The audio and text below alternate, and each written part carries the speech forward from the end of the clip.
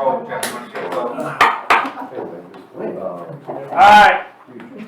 9 a.m.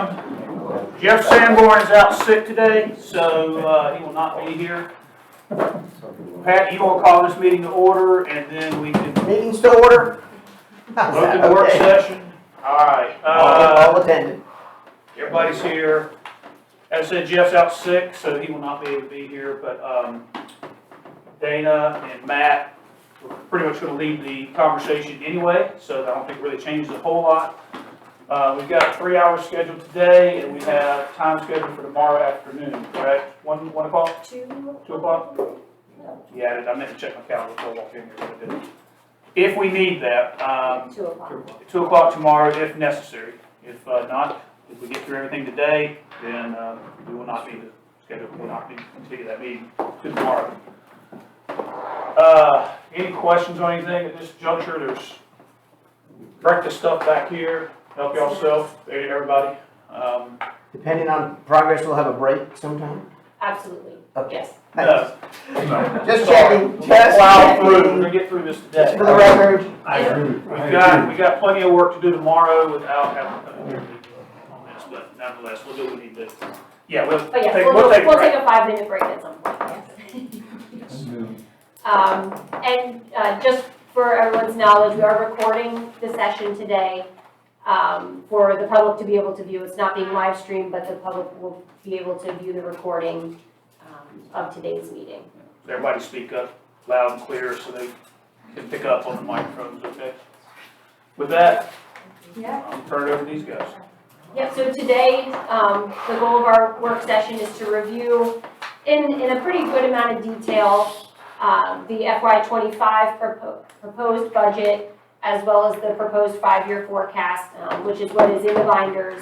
And then we'll use that to kind of set the stage for our discussion of then the various scenarios that were requested by council. So once you've seen our proposed and recommended budget and a 5-year forecast, then we can get into the discussion of the scenarios after we've gone through everything else. All right, any questions before we get started? All right, so Matt is actually going to start us off by going through the strategic priorities section, and then we'll get into all the numbers. Good morning, Council. And so, as Dana mentioned, we're going to walk through the document, and I'm going to call out some pages as we go. And I know for your purposes, we went through a little bit of this at the last council meeting, but I think it's also beneficial for us to go into a little more detail. And then also for those that will be viewing this at home and those that are in attendance here today, it's a good reminder of the work that's been done up until this point to get to this proposed budget. And so we're going to start with, under the strategic priorities section, we're going to be looking at, I'm going to actually start walking through this, but then I'm going to talk through a couple of specifics as well. And really what the strategic priorities section outlines is our balanced scorecard approach, as well. Page 58. Sorry, page 58, thank you. 58. I was thinking behind the strategic priorities tab. It is behind that, Thank you, but Jeff. Page 58. All right. And we're going to go through, like I said, the balanced scorecard approach, as well as the initiative action plan items, the areas of focus, etc. But before we get to that point, I think it's helpful for us to remember where we started from. So this process actually started in October of 2023 with departmental input meetings. And so you can actually see that calendar on page 59. Where, well, we started in November when it comes to actually the pre-retreat meetings, but really we start collecting this information in October with department input meetings. And then from there, we worked through those, both the senior leadership pre-retreats as well as the council pre-retreat meetings, and that's where we go through that, what I like to say, that data dump, right? We're doing a lot of the environmental scan work. Where have we been? Where are we at now? And where are we going in the future? What's the data and what are the trends telling us? And then from there, we work through, again, our opportunities for improvement that are both currently in existence as well as with the, as well as potential new options. We talk through potential initiative action plan items. Again, those are those large-scale projects that take a lot of time, resources across multiple departments, etc. And then we talk through really what that vision is for the next 5 years, right? And so we talked through, we affirmed the vision of the Village of Pinehurst. I'm going a little out of order there, but it's starting with the vision. Then we reviewed the mission, and we talked through whether or not there needed to be any changes with the mission language. We decided at that point that we were going to keep the vision and the mission as is. And then we looked at the 4 strategic values, all right, for the organization. And then from there, like I said, we used that information. We talked through the strategic advantages, the strategic challenges within the organization, and we came all together with all that information as well as with the data that we've reviewed. And we looked at, and so you can actually see that starting on page 61. You can see the strategic challenges, the opportunities, etc. I'm not going to go through all the individual ones there, but as you can see, that's the work that you all did with us, with the department heads. And then all of that culminates into what you see on page 63. And on page 63 is the balanced scorecard and the balanced scorecard approach that the village uses. And so with this, we, as a reminder, we took all the information that we took from the pre-retreats and then the first day of the retreat, the first 2 days of the retreat as well, and said, okay, where are those areas of focus that we think are, what's the data telling us, and where are you all telling us need to be the areas of focus for the next 1 year? Right? So areas of focus tend to be that first year, high priority area, and then looking at the balanced scorecard for the next 5 years, right? Matt? Yes, sir. Just to make one point. Jack wasn't there at all, That's a great point. and Barbara and I have been on the council for 3 days. So, just pointing out that everything you said is true, but on 5 additional months, there's some other points that are probably not budgetary, won't take up today, but may slightly change the direction of some of this. Understood. And the reason why I'm putting it into this context is just because the way the proposed budget is currently showing is based off of this front-end work getting to that point, but you're absolutely right.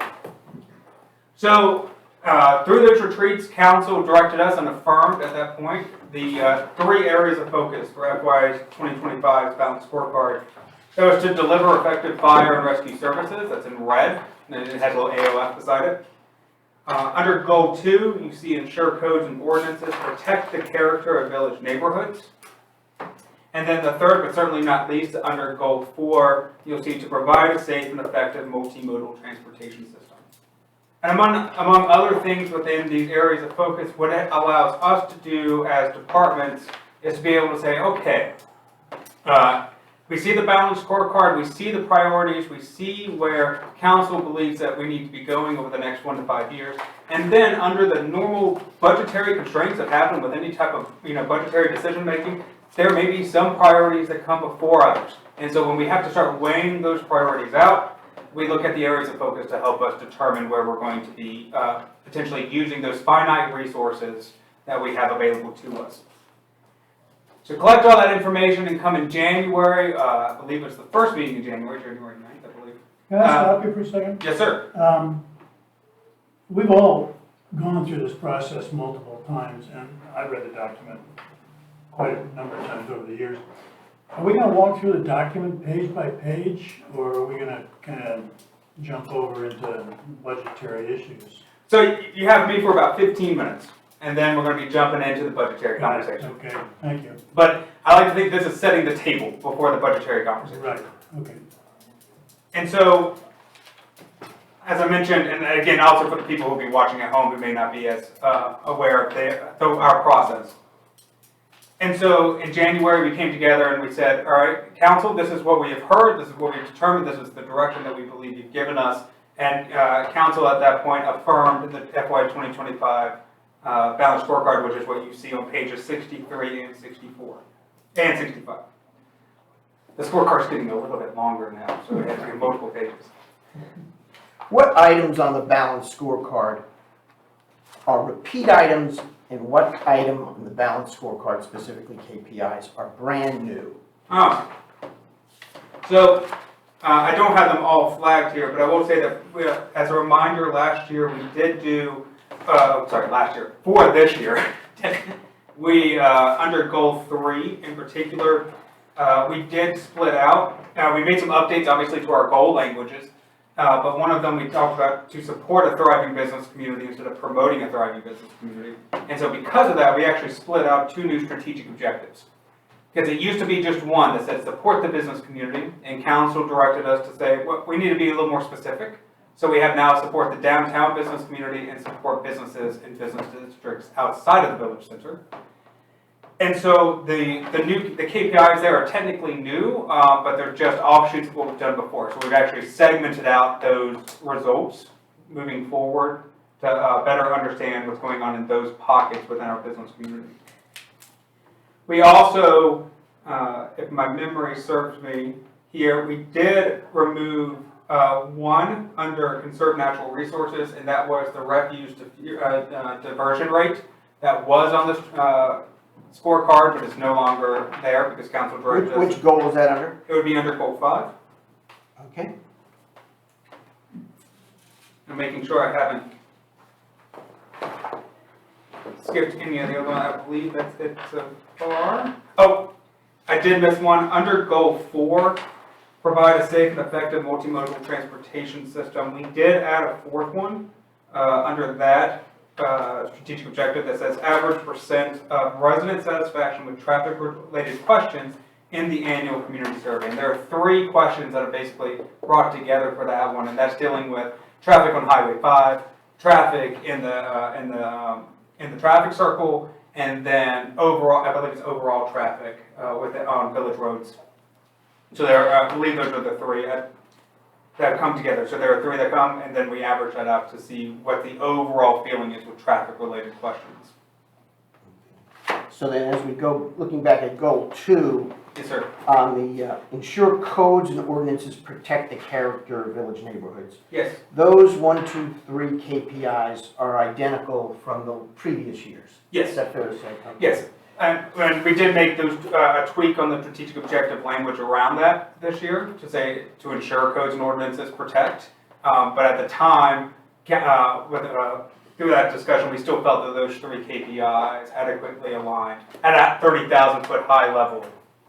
Okay, working in reverse here. Sure. Under deliver effective police services, those 3 KPIs are consistent with the FY 2024 balanced scorecard. Yes, sir. Okay, going back further up, deliver, and this is an ALF, deliver effective fire and rescue services.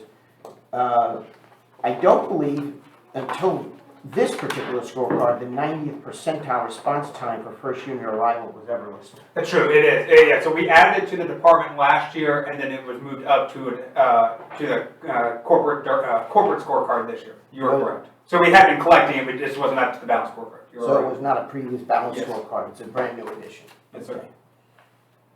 90th percentile assumes that there is a number you're measuring against. But not. Well, yes. Well, it's the 90th percentile of all response times.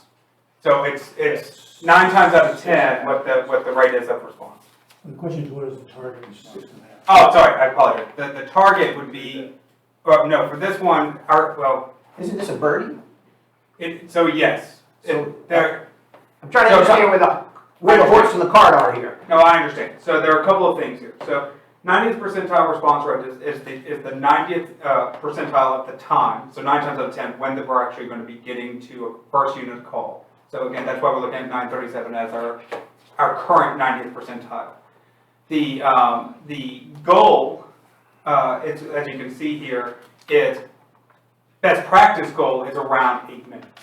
All right, of 90th percentile.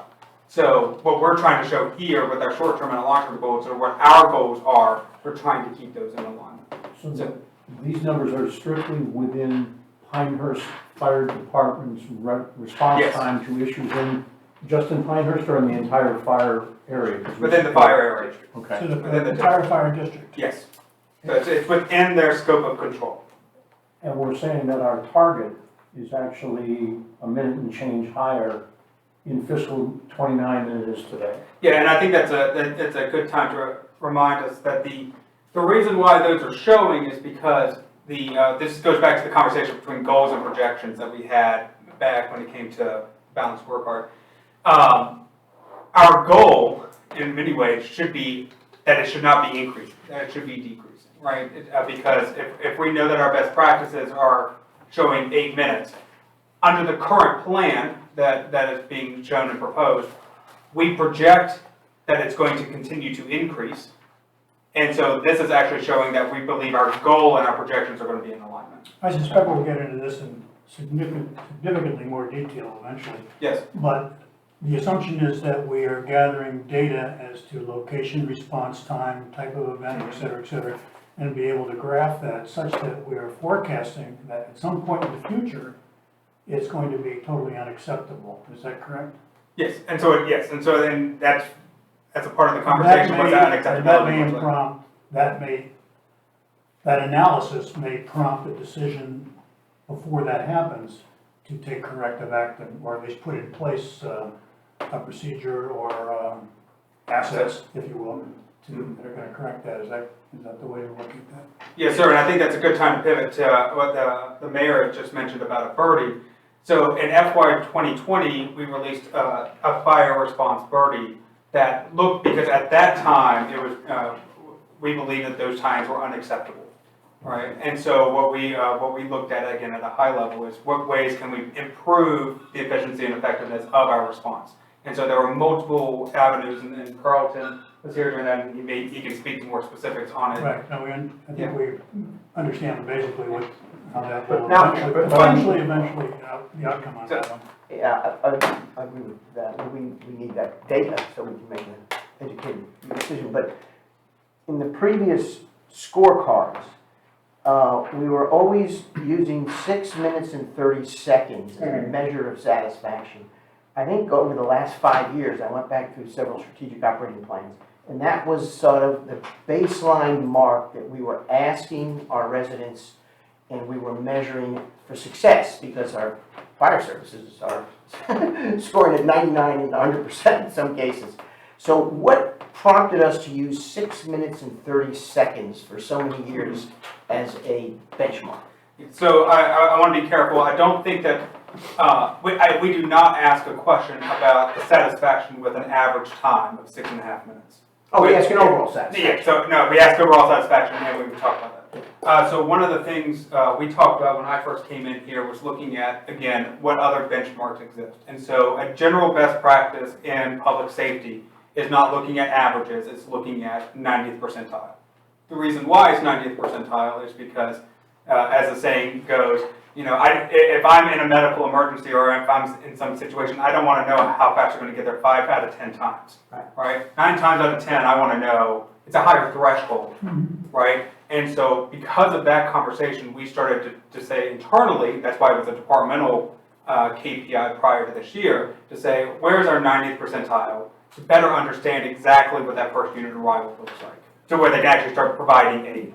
That's 6:30, if I may. Carlton, is that accreditation number? That comes from national, NFPA, National Fire Protection. Thank you. 90th percentile is actually the way that accreditation has us measured. So we have to report to them in the 90th percentile, which shows that this is where we're at for 9 out of 10 calls. So, but go back, because that was the first time I now remember hearing this. 6 minutes and 30 seconds is some sort of national benchmark. Yeah. And so Thanks. the 6 minutes, 30 seconds is from our notification to arriving on scene. So from dispatch to on scene. And We get a call and we're there when it's So when you hear response time, it also includes our notification. The 90-second turnout time is we're paged, put in turnout, get turnout gear on, get in the truck, and the wheels are turning. That is in addition to the 6:30. So 8 minutes is the actual, that's where the 8 minutes come from. It includes the turnout time as well as response time on the road. 90 seconds is the turnout time, correct? 1.5 minutes that we were supposed to be outdoor from the time the tones go off. I want to be sensitive to Jack's point that we're primarily here to approve, to get to a point of approving a budget. I assume there's also in this increasing time, there's some expectation of a population growth. Yes, yes, sir. Yeah, so we factor in what the population growth. I would have to pull it up to here to look specifically what we're pulling at. But yes, it does factor in. Round numbers, do you know where it is for 2029? For population growth, I would have to confirm. I mean, we're 18.5 today, give or take. Yeah, Yeah, and this, I think, I can follow Carl, that. correct me, it's more, it's not just population, it's traffic driven. Is It's part of our mostly issue, traffic. and traffic is driven by things that are beyond our borders, Sure. particularly on Sure. Highway 5 around Circle. Yeah. 20,134 Okay, is the projected population for 2029. great, thank you. Makes sense. So yes, and but I just want to finish up on Mayor's point here as well, is that because of that birdie at that point, which one of the elements was talking about a third fire station at that point, obviously you will see a third fire facility talked about within this budget. The council directed us during the strategic planning retreat to look at that data again and see if there are other alternatives that may exist other than a full-scale third fire station. So there is a birdie set up for FY 2025 to answer that question. What's the timing about a birdie? Is it something we'll get information about in the first quarter, second quarter, third quarter of the year? I'm not trying to hold you to a specific date, but I'm just trying to figure out, when are we gonna look at some info? Sure, it's in a perfect public administrator answer, birdie, it really just depends on the type of birdie, right? Let's be specific Yeah, no, about no, this no. birdie. Oh, yeah. Okay. So, but I just want to say, when it comes to birdies, Yeah. for this birdie in particular, when we sat down for it, we projected out it should be 6 months or less. Okay. Because it's really looking at updating some data, but then also providing alternatives and what those, and the benefit and costs that are associated with that. So it should not take that long. And you kick this off in July or August? Yes. And in fact, we're actually doing some of the pre-work right now, so we can launch in July, hit the ground running. Thank you. Yes.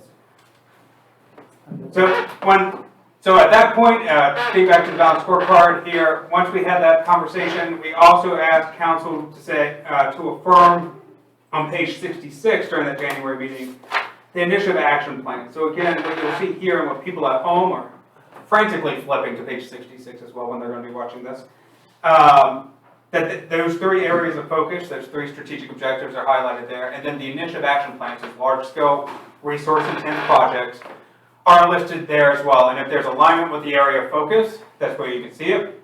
There are 6, and I'm also going to call out. Dana's going to talk about this much more later when we get into the details. But to design, build, staff, and equip a third fire department facility, that there's a fiscal year slated start of that. That $400,000 is for design, with FY30 being the build currently. And that is a capital project, so you're going to be seeing that we're going to talk about that more in the capital project section. Next, the area focus aligned with to ensure codes and ordinances protect the character of village neighborhoods is to update the Pinehurst Development Ordinance. That is slated for FY 25 and 26. You're going to see it $0 amounts, but as a reminder, that's because there's a rollover that we're carrying forward. So just to clarify that, because as you mentioned, we might have some viewers, that means we do have money to spend on it. Yes. Okay, Yes. thank you. That's, Yeah, and I know that, but I just wanted to repeat it for the public who might be saying, oh, you're not gonna spend any money on this. We are spending money on it, just we haven't spent it yet. And as a reminder, the meeting had I believe it was 2 meetings ago, I believe, that there was actually action brought before you all from Alex Cameron, the planning director, to talk through the RFQ and to get your approval of that to go out. So we're actually moving on that now, going into FY 25. Apropos of potential future changes, since this is not the budget document itself, I would suggest that we put the amount that we're carrying forward in there, because that is part of the budget. And that gives people who, not us, but the public a sense that what's the magnitude of that. I Yeah, don't have maybe a we problem with put it- that. What is the impact of that, Dana, though, on our? It's Charts. $200,000 that was originally appropriated in FY 22. So we have carried that forward each year in the reappropriation ordinance that comes in to council in July. But I mean, does it have an impact on the spreadsheet, though? Essentially, no, you're adding an expenditure for budget for 200,000 and fund balance appropriation for 200,000. Since it was unspent at the end of one fiscal year, it goes into that unspent money goes into fund balance, and so you're essentially saying you're going to be spending from fund balance to cover that. Yeah, but we could asterisk it or something to show that there is money available. Yeah, I think that's an excellent suggestion to add That a gives note. people a sense on of this magnitude, page, and it yeah. doesn't cost us anything in the budgetary sense. I'll make a note of that. Matt, the significance of the red font Yes, sir. is, It's a reminder of the areas of focus along there. So the, so just like on the balance scorecard, we use the red font there to highlight areas of focus, we just carry that across. had I known then what I know now, I would have, and we're gonna talk about this in July, I would have put the second item under enforced codes and ordinances in red. Mm-hmm. I think that to the public, that is a much more important activity for council to undertake than updating the PDO, which most of them don't understand. I'm not saying it's more important, but I think from the public's perception, it is. And I think it's a good point. As a reminder, the proposal that we bring to you all is based off those four alignments, right? So both on the community survey dissatisfaction are benchmark comparisons, as well as the opportunities and challenges that you all have guided us on, right, through the retreat process. So at that time, I would have to go back, I don't remember at the time whether or not there was close alignment with enforcing codes and ordinances, showed that type of heightened need across the four spectrums. However, again, that's a part of the discussion, so I understand that.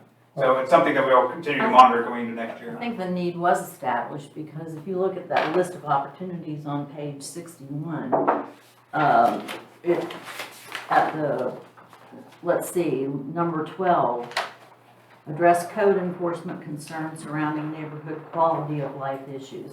Redoing a PDO is not necessarily addressing a quality of life issue. Mhm. And I think we have lost sight of that in our action plans. If you look at that list of opportunities, you could make a case for our having accomplished something in virtually every one of those items, with the exception of number 12.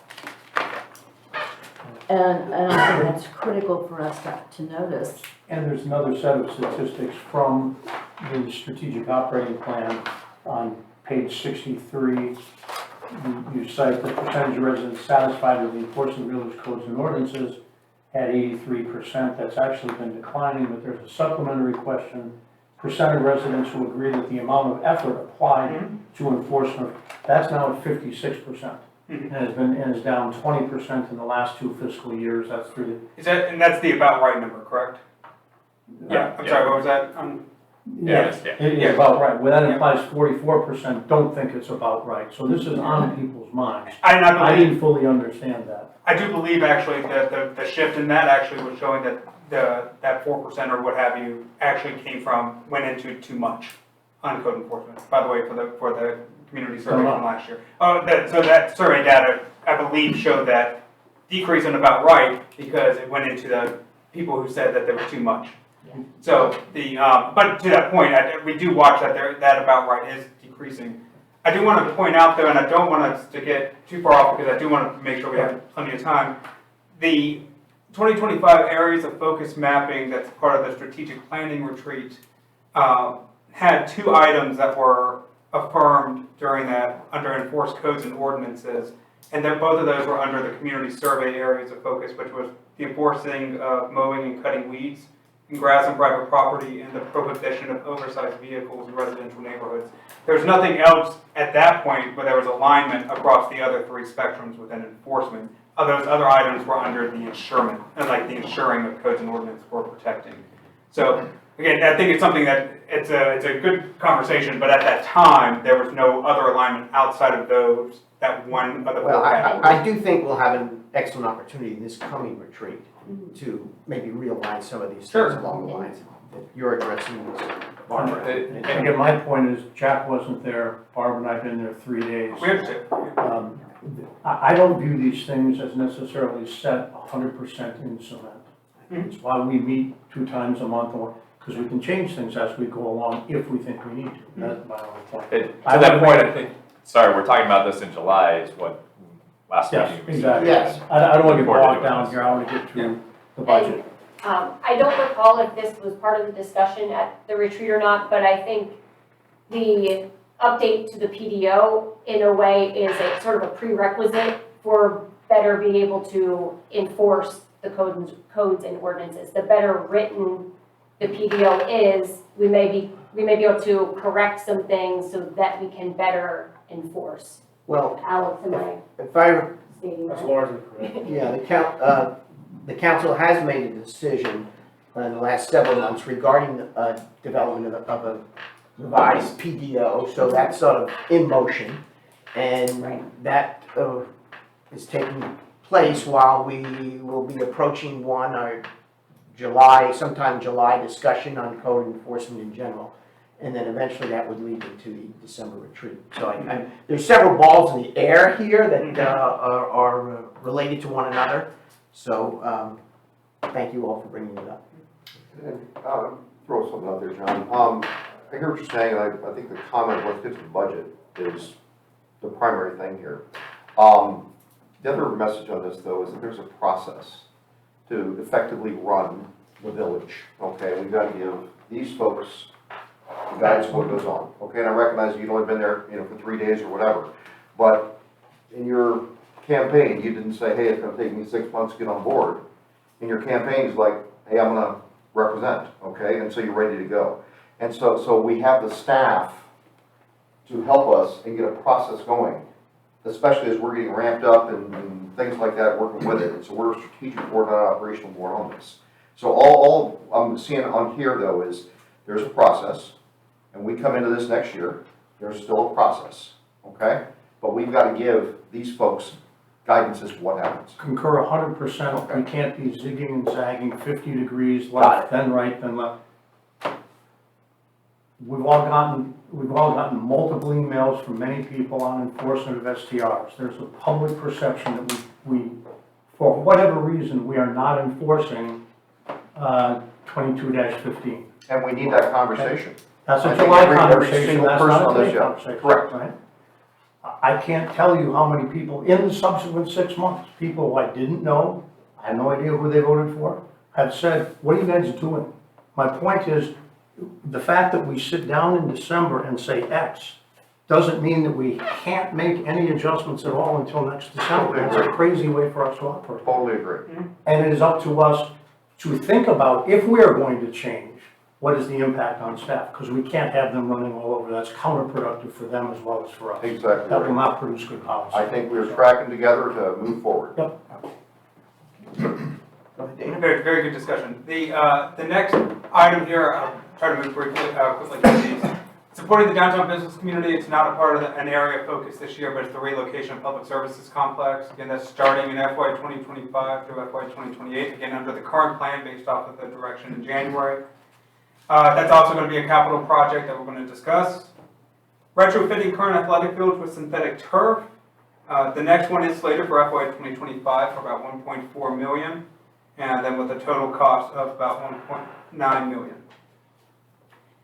And then last but certainly not least on this list, the expansion and renovation of the Gibbon Memorial Library and Tufts Archives. $4.2 million in FY 2025 for the build, and then with a total projected funding through FY 29 of approximately $9 million, and that's the last capital project that's on this list that we'll discuss. And so what you'll see on the subsequent pages, I'm not going to go through them page by page, but as the mayor mentioned, we do have a Birdie looking at the third fire facility as well as the implementation of the document imaging storage center storage that you all approved at the last meeting. Those are both a part of page 67. And then 68 all the way essentially till the end is looking at our organizational goals and looking at those KPIs, looking at our projections with some rationale and some thoughts around them, as well as applicable benchmarks where they are available. So with that being said, I'm going to pause here and see if there are any questions before we move on to the meat of the discussion of the day. Thank you all. All right, thank you, Matt. All right, so just for those of you that are new to the document and for the public that may be taking a look at it, just quick high level in terms of the organization of it. Highly recommend that you begin it at the beginning. There's the budget in brief, which gives a great overview of the big strategic priorities that Matt went through in terms of the IAPs, some quick facts on the budget, the tax rate, FTEs. It goes over some high-level expenditure and revenue information.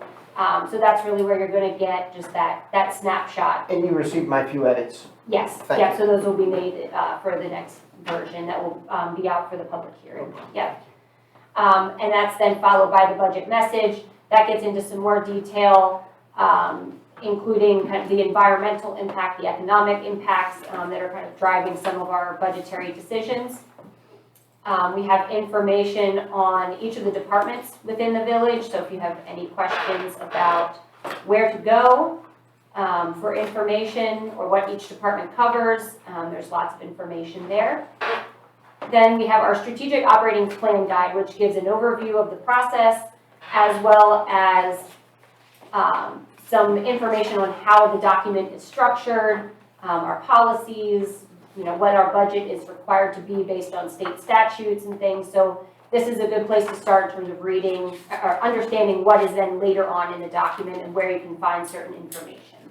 So with that, then we will jump over to the general fund, which is the meat of our budget. This is the village's primary fund, where all the tax and other revenues are, and where generally all of our expenditures are housed, particularly salaries and benefits, operating, and most of our capital, if it's not something that is set up in a separate capital project fund, which we will get to. All right, so if we jump to the general fund section, page 92. In these tables, let me zoom in on this, just a quick overview. You'll see tables with this structure throughout the general fund section. It includes the FY23 actuals, so those are the audited numbers from FY23.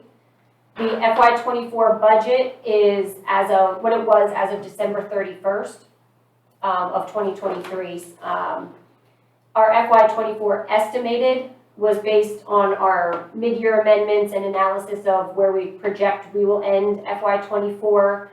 Those were prepared in around February. So to align with our mid-year amendment process. So there are even circumstances or facts we may know about now that are not reflected in that, but generally we stick to using those mid-year amendment numbers. And then our FY25 proposed budget is in that last column. And finally, our percentage change is the change from the FY24 budget to the FY25 proposed budget. So that is what that percentage change represents. All right, so if we look at our total revenues and expenditures, our budget for FY25, we're looking... The percent change is the percent change of, what are the two numbers? It is the change from FY24 budget to the FY25 budget. It's budget to budget, not budget to estimated actual. Correct. And I asked you this question before, and why do we do that rather than the best estimate of the actual? It's the number we've always presented. I hate when that's my answer. I know, that's what you said before. But Council didn't approve the Right. estimated, that, they did that approve was the budget. going to be my next comment was, this is an actual council approved, it's in an ordinance number Right. versus the estimate being potentially very subjective in some areas. It's just our best estimate. At least the budget had a level of council approval. But we're more confident that at the end of June, we're going to be closer to the estimate than the budget, is that correct? In theory, yeah. In theory, yes. In theory, yes. But in the cases where we think the estimate is significantly different from what the FY24 budget was at the time, we adjusted the budget in the mid-year amendment. Well, I know, and we should, no question about that. I was just coming from the point of view of why compare a budgeted number to a previously estimated budget number? Why not compare it to what we, with more information, determine we're actually going to end up? Yeah, And sort of it's a reality to a forecast compared to a forecast to a forecast. and we can certainly change this. We could show 2% Well, different it's- percentage it's just- changes, trying not to make the tables too complicated, Right, no, you we know, don't trying do to. that, I don't think we necessarily need to add more data to the tables. No, no more data. No, but I think actually this is one place at the summary table level that I probably would. In permits and fees, we're running well above what we thought. We were already projecting a pretty large decline, now we're projecting even a larger decline. Those sorts of significant numbers might be worth a conversation versus sales and services changing 1.2% of kind of, okay, great, I don't think we're gonna spend a lot of time on that. And since you brought up permits and fees in FY '24, that's where the $350,000 from the USDA for the US Open licensing fee is, that's really what's driving that Right. large decrease. But to your point, it gives you that way to eyeball where are the significant I think changes. somewhere Let me in offer here, a but- suggestion too, that Mhm. maybe when something's outside of a variance of 5% or 7%, we asterisk it underneath. So that the debate is answered, sort of like the other financing sources. I know you have a good answer for that. You just mentioned the USGA fee, which is a one-time thing. Anyway, just a thought. Yeah. Not making it a requirement, but it just, end the begging of a question. Yeah, there is a little, I mean, page 98 is narrative on all the There is revenue. narrative on it, I know. Yes, there is narrative in other places that Right, explain, right, I believe narrative. the That's- budget you gotta read message that to has get some to of get those to high-level changes explained, as well as in the revenue and expenditure highlights within the general fund section, and then once you get into each. I don't want to repeat it. But it's an excellent point, and it's something that we'll definitely So, discuss. and your first read, you're not seeing that, but until you get to 5 pages later, and then you say, oh yeah, that's what that's about. So Yeah. it might, for a first time user, certainly it'll make it easier. Okay, thank you. So we have a total recommended budget of about $32.5 million. We do have a balanced budget in accordance with the North Carolina statutes, which means our total revenues equals the total expenditures. That is with a significant fund balance appropriation of over $6 million. We will get into discussion of why that number is so big this year. It really is driven by the library and some other significant capital, which we were planning to take from fund balance. We look at, let me go back to this page here. Mr. Sanborn did present on this and give some explanation about what's driving the changes in these from the previous year. Public safety and cultural and recreation are the two largest components or functions within the village in terms of the dollars expended. Public safety is fire and police. Cultural and recreation is parks and recreation, library, fair barn and harness track. And with the significant capital that's being spent in those areas within cultural and recreation in FY '25, the turf, the library is included in there. That's really what's driving those significant increase in You cultural and use the term recreation. tax dollar. Yes, So these are only property and or vehicle taxes, or they include sales tax? this is essentially the percentage of the total expenditure budget is really what it's representing. So cultural and recreation is 28% essentially of the entire $32.5 million budget. Okay, It well, I does mean, not factor in areas like cultural and recreation where Right. you have fees, user fees that do support some of those expenditures and offset them. It does not contemplate that to then break it down to, at the end of the day, how much tax revenue is actually supporting that function. I have thought about presenting that somewhere because that is a different number than I just think you looking can at the leave budget out as the a term whole. tax dollar completely, Yes. amount expended by function, and it'll be equally valid. And you won't have Yeah. people like me asking this. That's actually a good suggestion. Yeah. Not Yes. that your others weren't, but that's a good one. It is true, a very Yes. true statement. Yes, Which part? Tax dollar, it's really a tax 50 cents roughly, give or take.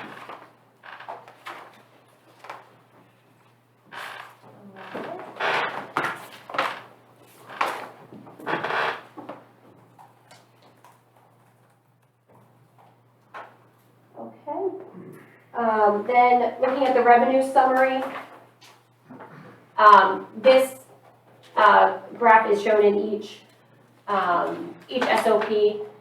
The most significant change is our ad valorem taxes, so the property and motor vehicle taxes, typically is closer to 50%, but again, with the significant fund balance appropriation this year for the capital expenditures, which is what we had planned on, that is really kind of shifting the percentage of total revenues and decreasing the percentage borne by ad valorem tax revenue.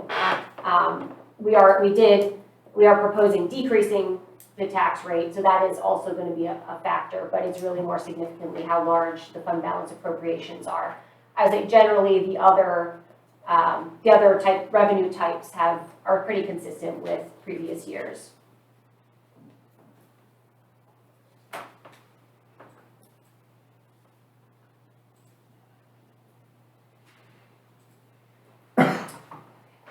Then looking at our expenditures by function, this again, you'll see it's the same, generally the same percentages as the other table. We don't need to go over that in much detail because we talked about that.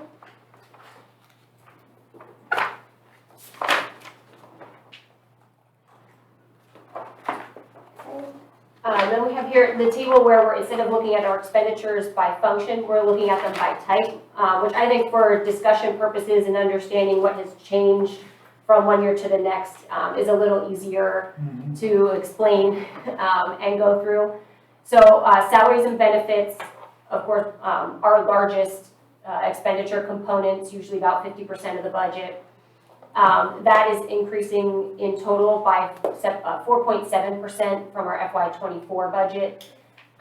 We budget 100% of salaries and benefits for all approved positions. We do not factor into the budget the lapsed salary, which over the last several years has been pretty significant in terms of where we end up at the end of the year. You can see we're projecting that we will underspend salaries and benefits by about $900,000, which is kind of what the trend has been recently. But for budget purposes, we want to be fully staffed. That's our ideal situation, of course. And so we continue to budget, assuming that we are fully staffed and going to be spending all that money. I suppose if we weren't limited by some type of regulation because we're a municipality, we could in fact increase the number of approved positions in each department, and knowing that we're only going to be able to fill them at any one time, 9 out of 10 of them or something to that effect, and in fact give the departments more flexibility to continue to hire. Angie, do you have, I'm not aware, I mean, we're not required to budget 100% for positions that I'm aware of. So there would be flexibility if we wanted to, What I'm saying, but you're saying budget, basically have extra positions. A department, you authorize additional positions. Hopefully, I mean, you don't want to go over your quote budget, but the reality is we rarely do, if ever. And Well, so maybe they just have salaries authorizing more, I mean, it's sort of a interesting way to get maybe a full employment, so to speak. Just to kind of always have an open position that you're able to be recruiting for in the areas where Right. there's the most turnover. Yeah, no, it's a concept, I don't know, maybe we can talk about I it guess some what- other time. The only comment I'll have, though, I enjoyed that phrase of full employment, is that we have historically had a lapse rate in the last 5 years of somewhere between 10 and 15%, which is, I say from my own historical knowledge in general, that's relatively high. Probably, my experience is always with 7 to 8% range. I can only base it on my time. Yeah. But 10 to 15% is pretty high for a workforce of 150 people. So because of that, we have flexibility. Because of that lapse of 10 to 15%, we have flexibility, and we're not at wit's end at the end of the budget year that, oh my gosh, we are going to actually go beyond what we had adopted and presented to the public as our budget for the coming Right. year. So I like that. Yeah. I just, if in fact, the number of employees a department head puts together and recommends is the number that needed to fulfill the function. Mhm. And we know reality says that we're probably not going to have that number of employees. If we authorize more, I know this seems like cheating, but if we authorize more, then maybe we can get to that number that's needed to fulfill that service and function.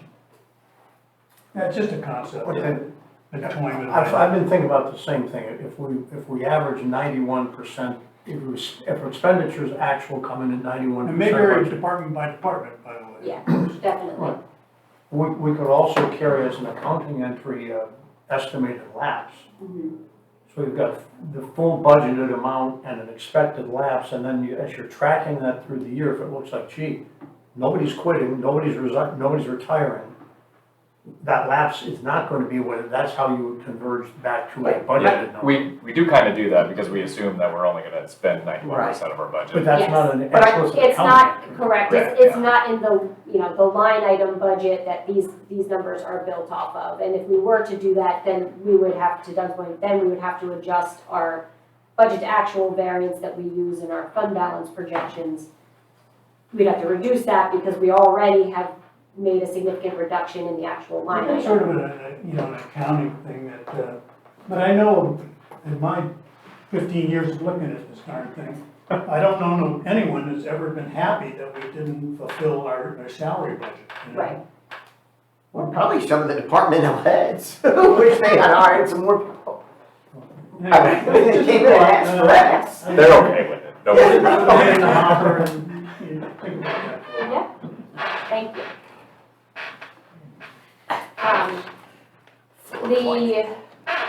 The salary and benefit budget, including, in addition to, it being inclusive of 100% of the approved FTEs and positions.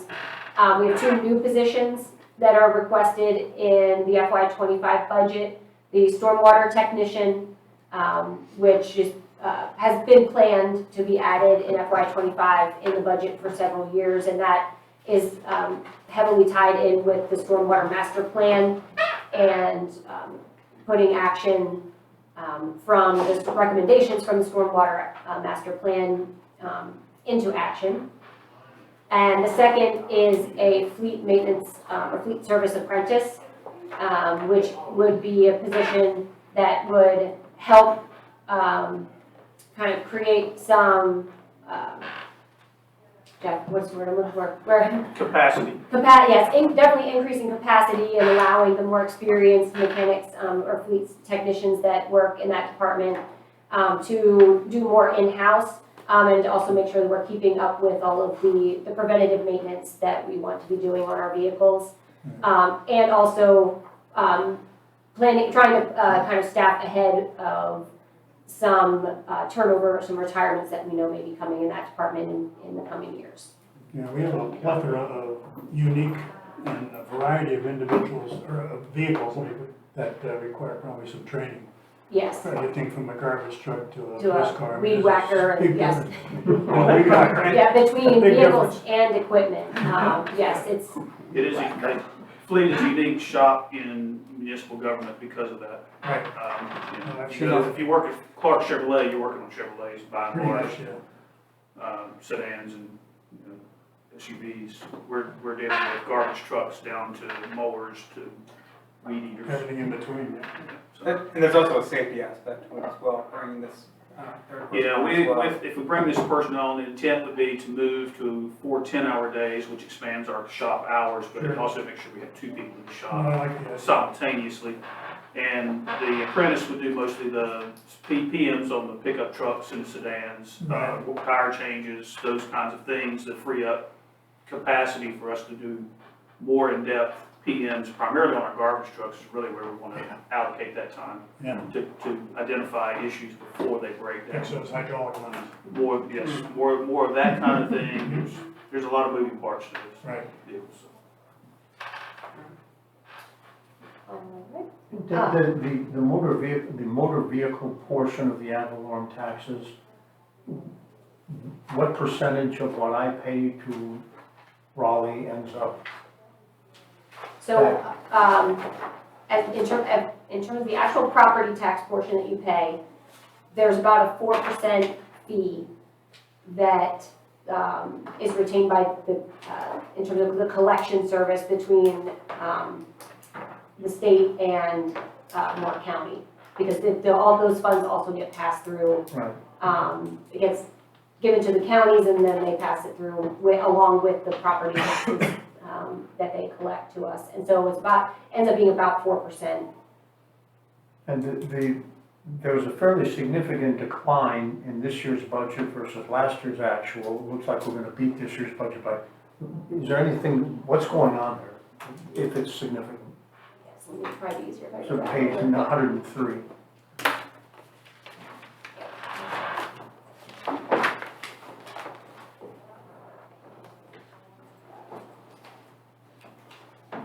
It was $930,000 last year, we projected Yeah. 600 this year.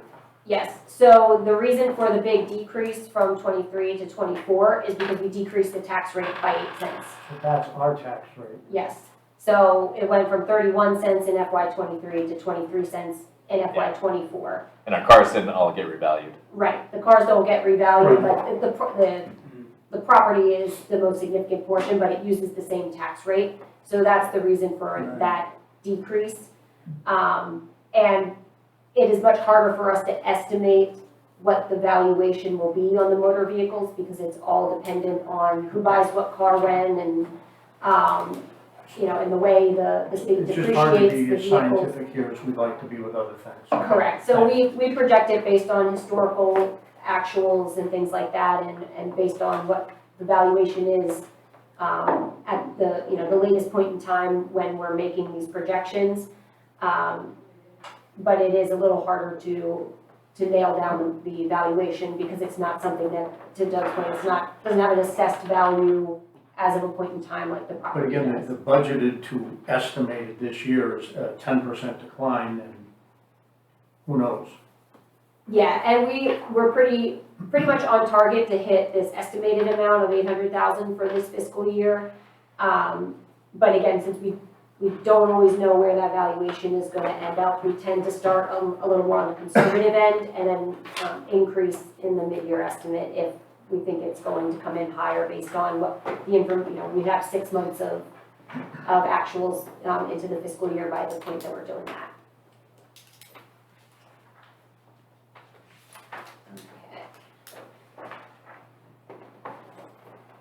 Let me just quickly go back to the overview of our expenditures. We'll cover quite a bit here.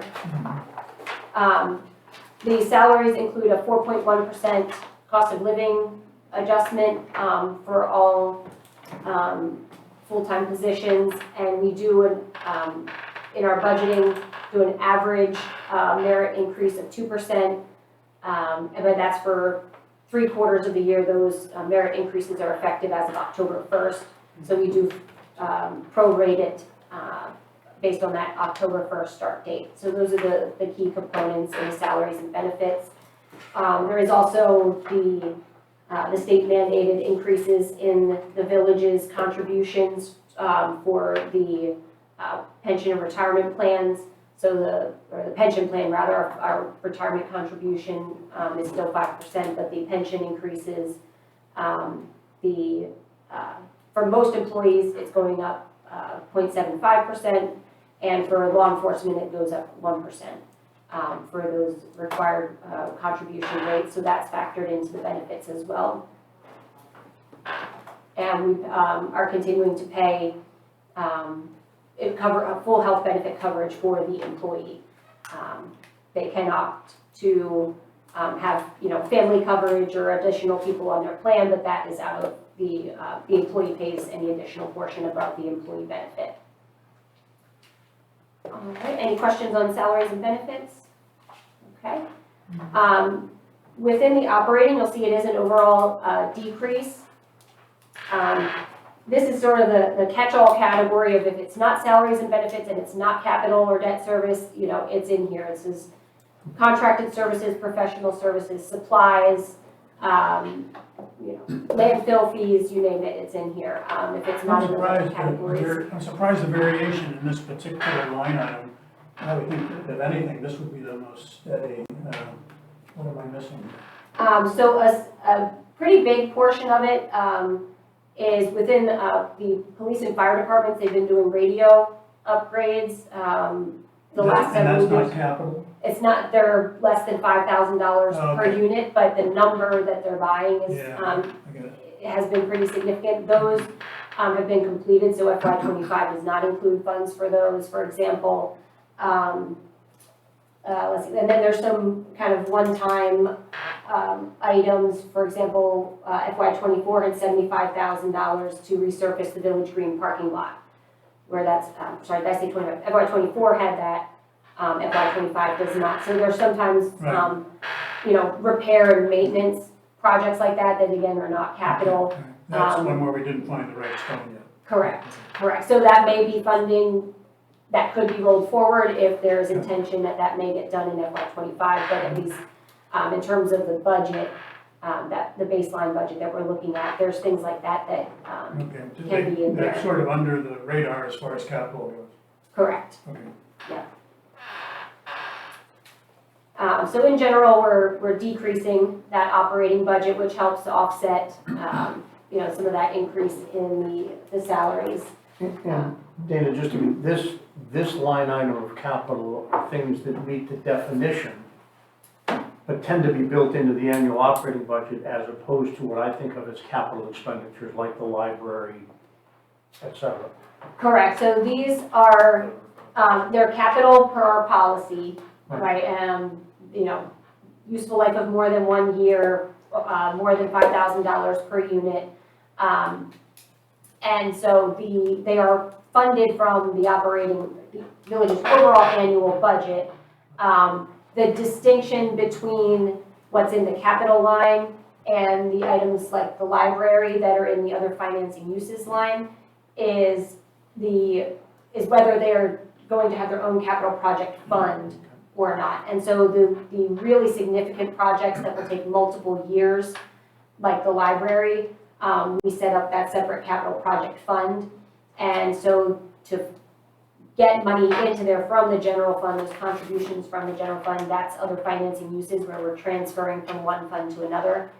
What's in the capital expenditures line are, for the most part, it ends up being our kind of recurring replacement plan type items when we get to the CIP. Replacing vehicles, and the other kind of recurring items to maintain the buildings or make improvements. Or at least they're more discrete projects that generally we think we can get done in 1 year. Even they may cross over to where we can roll forward some funding, but generally it's a kind of a project that we can get done in a given year. Doug, that's probably a distinction that is not well understood by the public generally. We want to think about changing the terminology as distinct from what we are considering here. Sure, yeah. Mm-hmm. I don't know the concept of operating expense and operating capital. I don't know. Yeah. Just a thought.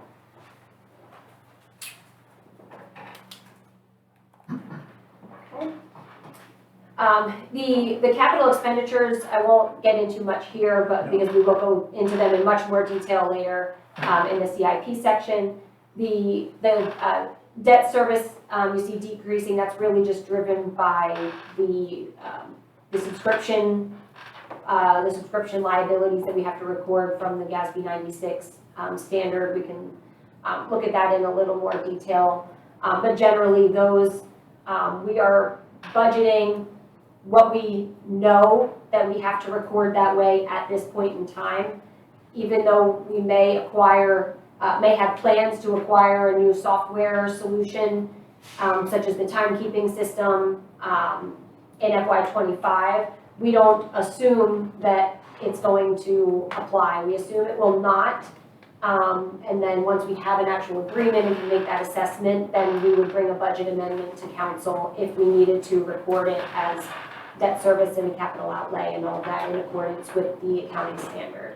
So that is something where it's just based on what we know as of now. That would presumably be a shift of funds out of operating and into Correct. one of those categories, and no, not necessarily any net impact. Correct, that is absolutely correct, yes. So we have them budgeted in operating, so we would just be moving money between the categories. Yeah, not a net increase to the budget. And then the other financing uses, this is 2.8 million that would be transferred from the general fund to the library capital project fund as construction commences and is being paid for, and we'll discuss that more in future pages. Right, any other questions, at least at the high level here? All right, then we will move on. Then we get to the revenue highlights here, but we'll just we're gonna jump in. And then there's expenditure highlights, we've kind of talked about that. There is some discussion here on fund balance, so we can, I find this maybe, there is a trend here of the fund balance over the last 10 years. You can see basically FY23, it really jumped up primarily from the $5 million of the ARPA funds, the American Recovery Act funds, yep. And we're estimating that we'll add a little bit in FY24, and then as you can see, kind of using a significant portion in FY25 based on that fund balance appropriation, paying for the library and some of the other significant capital projects.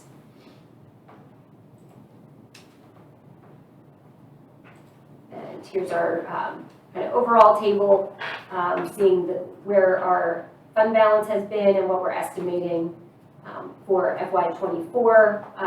That we're estimating that we'll add about 208,000 and end the year at about 70.5% fund balance as a percentage of expenditures. And our FY25 budget, after factoring in the budget to actual variance, that we will use about 3.7 million and end the year with about 52% fund balance as a percentage of expenditures. So we can always come back to this after you see all the other components of the budget, but I think you can see from looking at the fund balance with the budget that we're kind of executing on the plan in terms of using that fund balance that's been built up for the significant capital that's coming, but still ending the year in compliance with our policy of 30%. And each penny we have for taxes on property taxes worth about 660,000, is that correct? It's roughly 600,000. Yep. Our valuation is just under 6 billion. So 1 cent property taxes is about 595,000 gross when you factor out, or when you take out the collection fee of about 1.5%, then it's about 585,000. But to make your mental math easier, I like to just think of it as 600,000 roughly for 1 cent of tax revenue.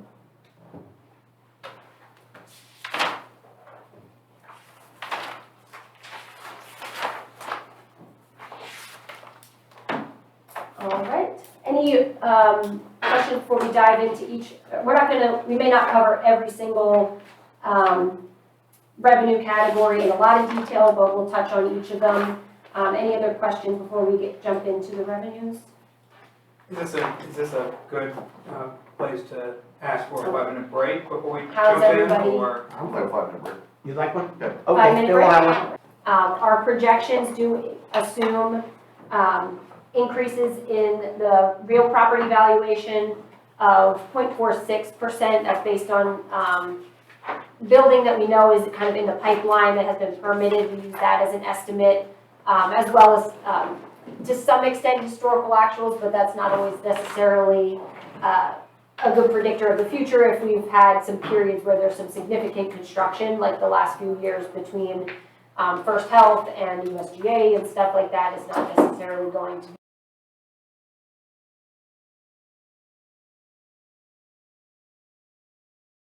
Taxable, right? First Health is not, but I'm saying in terms of, yes, in terms of the USGA building is. But we do Just get permit fees. if on major capital projects. Which I'm still not sure I understand because they're 501c3, C3, yeah. but They they will be paying property taxes, and we'll be giving them Dana, 90% back. I The think plot I- still belongs to the resort. Correct. I think I asked you this separately. We are not making any assumptions in this budget on construction either in Village Place, which won't happen, or in Pinehurst South. Correct. Which could theoretically by the end of the fiscal year. Correct. In the FY25 budget, there's nothing added for those in particular. And in the forecast, there is nothing for Village Place. And in the forecast, there's basically a 1% increase in the property valuation each year. It's just kind of the blanket assumption. There is not anything specifically for Pinehurst South or something like that. When was the last time we permitted 75 homes or more? 3 years ago? 3 years ago. So this would be a 3-year high if we reached this. Okay, thank you. We have been continuing to maintain our very high tax collection rates of 99.9% for the real and personal property taxes, and the motor vehicle taxes now, based on the way they are collected, we are essentially always collecting 100% of what we know is owed for motor vehicles. So thank you, taxpayers. Any questions on the property taxes, the ad valorem? The discounts, Mhm. reliefs fund, we don't discount our tax rate. We do not give discounts, and any reliefs and refunds are managed by the Moore County Tax Department. That's included in our agreement with them in terms of handling, collecting the property taxes on our behalf. Do you know what went into the decision of Pinehurst not to give a discount? Giving the discount, that I do not know the history A of. number of municipalities do not offer the discount. Yeah, I know we're certainly not an outlier in Moore County in Right. terms of that. Jeff, do you know of any No. history Don't behind know that? the history behind that, just. I would assume to do so, we collectively would have to. Right, I was just curious of the Yes. history, I'm not. Yeah. At 99.9% collection, I don't see we have. No, a reason. Yeah, I think that would be my assumption. That the is that- incentive, but the incentive is to pay early. But they're already Why we have already almost fund everyone balances is to carry our paying, cash so, needs. To take advantage of the county. Cash flow. Right. correct. And so that would be my assumption, is that don't seem to have a need to incentivize people to pay their No, not taxes, at all. so, County does that. yes. We're good. And then the county only revalues every 4 years, but if I put an addition on my house, I get permits, then there's some adjustment that is made. Correct, in the interim, yes, Right. yes, And that's that's correct. part of the 1% assumption. Yeah, so those are the things that are being added along the way, new construction, Some new renovations, construction. additions, All right. So we will move on, there's no questions there. Other taxes and licenses, this is essentially just our golf cart permit fee. Should probably focus on Sticker. this for a long time. Yes. This is- So we typically hit that budget of about $4,500 to $5,000, so Are they one time or yearly? We changed that, didn't we? yes, they're one time now. Right. At some point, you'd think you're gonna have everybody stickered. Yeah, That's pretty gonna much. buy one. Yeah. I think this is kind of where it's leveled out to, based on homes turning over, new homeowners coming Golf in, or carts turning based over. on new construction. Sell their cart and buy another one. buy a Yeah. new one. Yes, because if someone buys a new golf cart, that new golf cart has to get a sticker. So this seems to be where we've been living with that for. If the golf cart is a slow-speed vehicle, then is it subject to the vehicle tax? It is not. It's not considered a low-speed vehicle. I mean, I'm talking about ones that have license plates. There are Yeah, some. There are, you can tag if you want to, but it's a state-defined, golf cart's defined as being designed for a golf course and going under 20 miles per hour, whereas a low-speed vehicle goes up to 25. Those are the definitions within the state statute. Right, and those low speeds are still not taxed at the vehicle. They're I not don't know the considered answer to the registered. question, They're but you registered do have to vehicles. register them, so I would assume they are taxed. Okay. Because in order to get a new tag, Yeah, you they sticker, you'd have to pay your tax, property tax and registration. Right, have a license plate on them. correct. Okay. I should just drove around on your own property. Next, we have our unrestricted intergovernmental revenues. This is primarily sales taxes, the local option sales tax and the associated hold harmless reimbursement being the most significant portions of this. For the local option sales tax, we're projecting about 3% growth from, I hate when that pops up. From the current year. That is, the North Carolina League of Municipalities puts out an annual revenue projection memo that we do use to help us project everything within this category. And for the local option sales tax, they're projecting a statewide average growth rate of 2.2%. So, and historically, Moore County and within the village, we've always been higher than the statewide averages. So we are projecting about 3%, or we are projecting 3% growth versus the 2.2 statewide average that's projected by the NCLM. This, you know, that growth rate is significantly less than the double-digit growth that we were seeing just a couple years ago. So the growth rate is slowing significantly. Our most recent months of collections were at about 4.5% to 5%. So we're just kind of expecting that trend to kind of continue to Why taper. so much more wine and beer next year estimated? US Open. US Open, yep.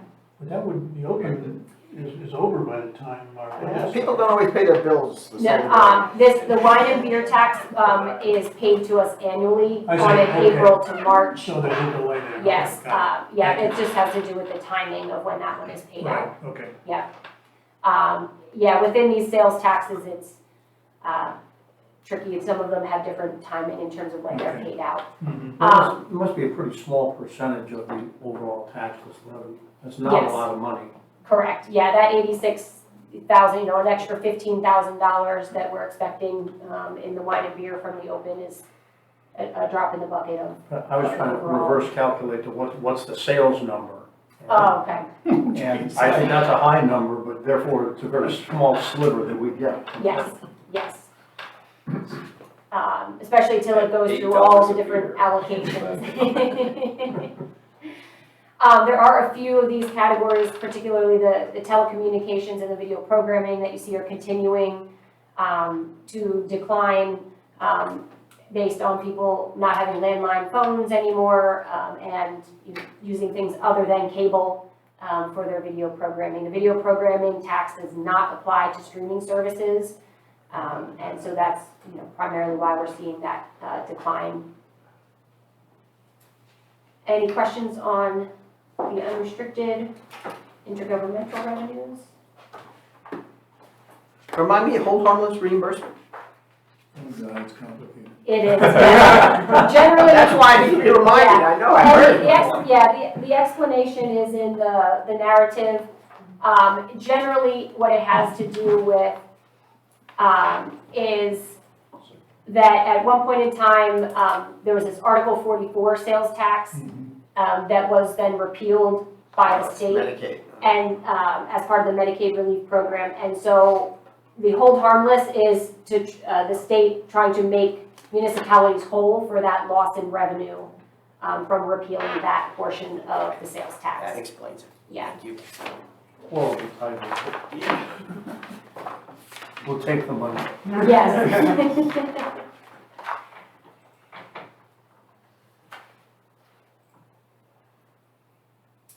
Are restricted Dana, we don't think that what we think may be a coming scramble of various companies to offer fiber to the home is going to necessarily generate more revenue for us. not that I'm aware of. based on the different utilities that are taxed, that's not one that would be within the scope of that. Okay, now moving on to the restricted intergovernmental revenues. These are generally grant funds or funding that is in some other way restricted, but is from another government. The POW bill money for road resurfacing is the most significant in this category. We are projecting that will essentially stay pretty flat compared to what we received in FY24. The $642,000 number was our actual POW bill funding for this fiscal year. The slight increase, it's showing 12% because of comparing it to our initial budget in 24. But about $4,000 more is really just for the little bit of road miles that we've added. There's a per capita portion and a per miles portion that's used in the funding formula. At this time, we're not aware of any other grants that we will be receiving. What was the 2023 grant? We had a few in 2023. Police had a grant in 2023. We also had about $40,000 that we received for the library from the ARPA, that was ARPA funded. That's included in there, and we had a harness track Ah, the harness track grant. money, yes. That was I think about $50,000. Yes. That was a state, Yeah, the stadium one. but Yeah. I don't remember off the top of my head. I remember it. But those were the three primary ones that made up that $118,000, and also the glass recycling. Sorry, Mike, didn't mean to forget you. We also had the glass recycling grant. Do we scale our annual resurfacing budget based on what we expect to get on the power bill, or that's separate calculation? No, We budget 1.5 million for resurfacing. So this is just money that we don't have, the power bills, funds we don't have to find from other resources Correct. to do what we think needs to be done to maintain our roads. yep, Yes. yep. And this library state aid is an allocation given from the state to the given memorial library, and that's paid in a monthly increment. So we're expecting essentially the same amount that we've been getting this fiscal year. Any questions on these?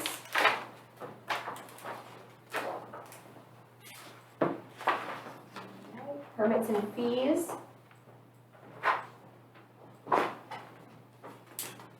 As we mentioned earlier, the significant decrease here is the U.S. Open licensing fee that's included in this category. What is the timing of that? When do we receive the money? We have a deposit that they paid back when the agreement was signed, that we will apply as revenue in FY24, but the remainder of the payment is due June 1st. Okay, so we receive the balance in this fiscal year. Yeah, so we will get that in a couple of weeks. Hey Dana, for 29 though, that fee is supposed to disappear, correct? It will not disappear, but I would assume based on the terms of the economic incentive agreement, it will decrease, because that agreement stated that they will no longer pay for the use of the harness track and fair barn properties, which in the agreement estimated the value of that to be $80,000 to $100,000. Because when the both opens were here, we got 500,000.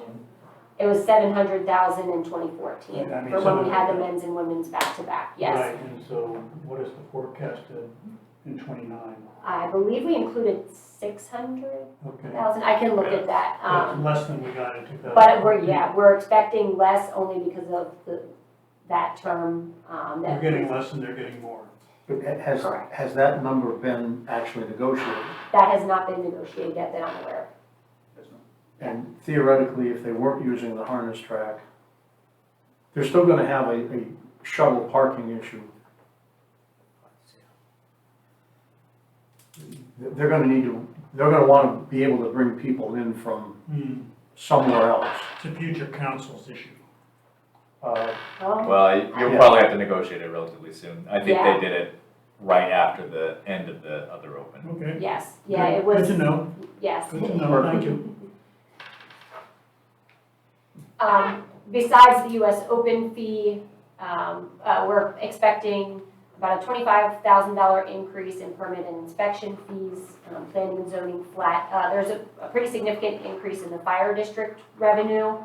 That is based on the proposed fire district tax rate from the county, as well as we have $45,000 added into this line that we are expecting to get from the fire commission to offset the cost of a new Tahoe or SUV for the fire department. So that there is capital funding that is set aside and earmarked with the fire commission for each of the fire departments, and we're planning, Carlton has already put in a request to receive that funding for the Tahoe in FY25.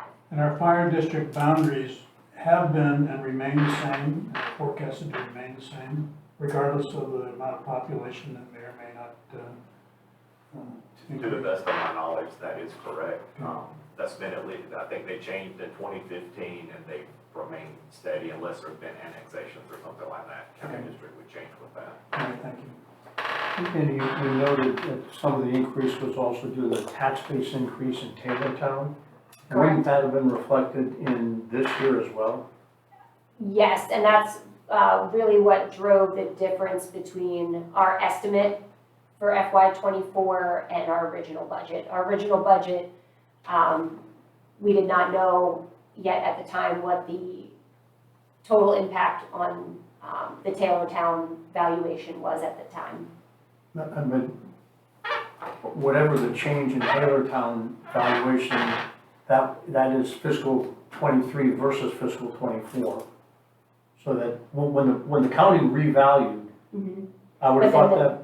But the tax rates also then tend to drop to offset the Okay. increase in the valuation. Oh, so as far as, yeah, the difference between 23 and 24, as far as why it wasn't significantly more, is that? But we're not expecting another revaluation of property in Taylortown. That was not intended, and that's not part of why that's going on. It's a portion, but it's a relatively, it's not the primary Okay. driver, because just like here, as there's new construction, additions, things like that, the county is continually assessing those.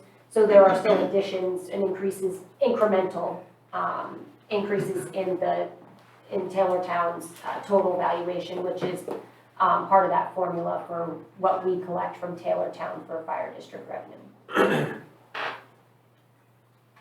Okay, any other questions here? All right, we will move on to sales and services.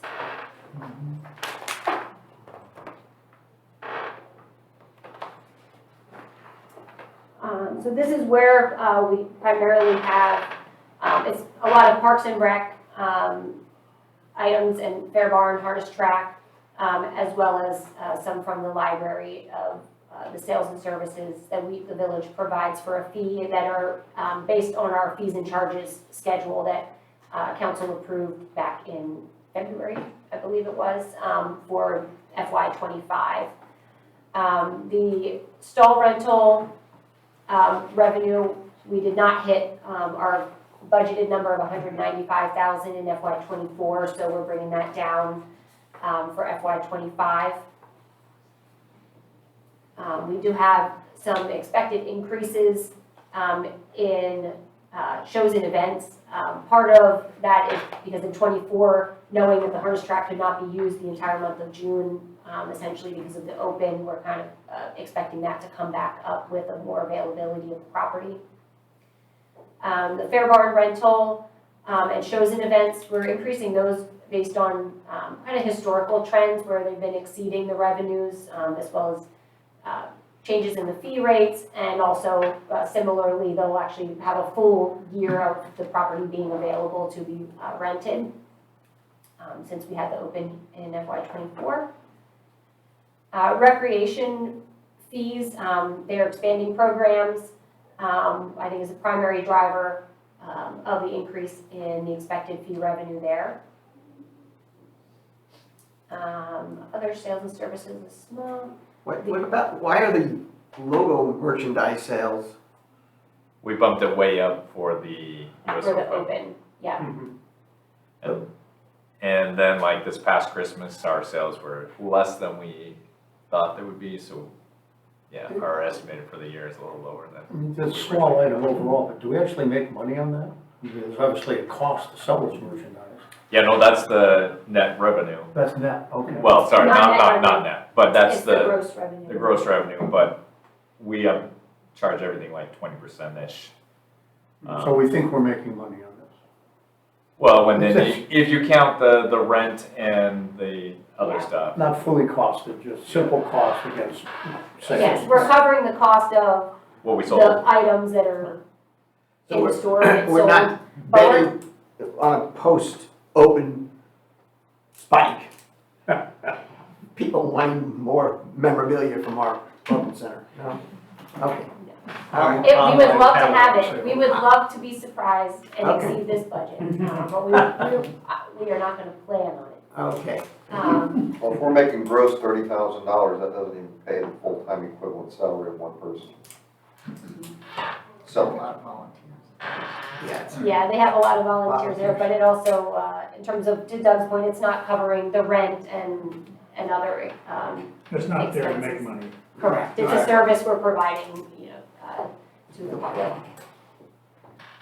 The other noteworthy item here, I think, is the SMPO LPA fee. So with being the lead planning agency for the SMPO, we will be recouping some funding from the grants that they receive. Basically, that is a reimbursement for kind of those indirect services that we're providing for processing their payroll and their accounts payable invoices, the space they're occupying in the building, those types of things. I mean, we do well usually in the library and archives revenue, I've noticed in the past.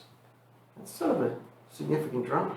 I think, Don't we generally, we get a lot of people come in, want to photocopy historical documents and all, Audrey, you know that. That reflects the potential for the library being closed at some point or in some way not fully serviced. I get it, that's about, Not And- fully not, serviced. yeah, Mhm. and I know, And it's just a stab, we don't know, but Right. it's gonna go down considerably, I would think. and I know there was quite a bit of additional demand over the past year leading up to the open, right? So we're also kind of expecting that to taper off a bit, compared to, previous years. well, highlight to the council here that, I know we talked about having the STR conversation in July, but an August, September, October conversation we need to have is on the horse track.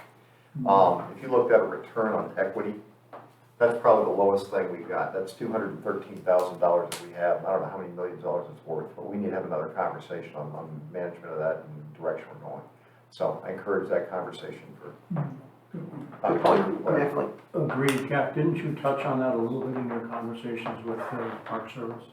Only on the status of the situation compared to the developer request. I think they view that as a significant Correct. part of the historic, but Jeff, I agree with you. Yeah, I'm not condoning anything, transforming and having this big development there. We just need to talk about it because Yes. that is a huge, huge amount of Agreed. equity we have right now.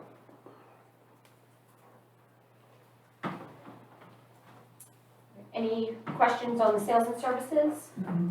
All right.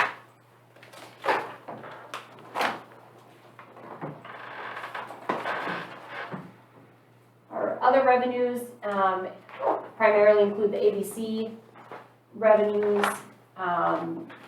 There's two different revenue streams from the ABC. These are based on historical trends primarily. We did increase a little bit for the open in FY '24, assuming that we get a little extra revenue from June sales. The library endowment income, we will not know until after June 30th what the actual endowment income will be from the foundation. related to the library. It's based on the market value, 3-year average market value of the endowment portfolio as of June 30th. Historically, it's been a little more than 100,000, but since that is a number that's unknown at this point, we just estimated 100,000 in case the market value has declined. And then we have some miscellaneous revenues. Those primarily consist of our purchasing card program. We get a rebate annually, usually about $20,000 to $25,000. Is a pretty significant portion of that 95,000 that you see there within the miscellaneous. And these revenue streams are forecasted to continue in the 5-year period. Correct. Thank you. Yeah. Any questions on these?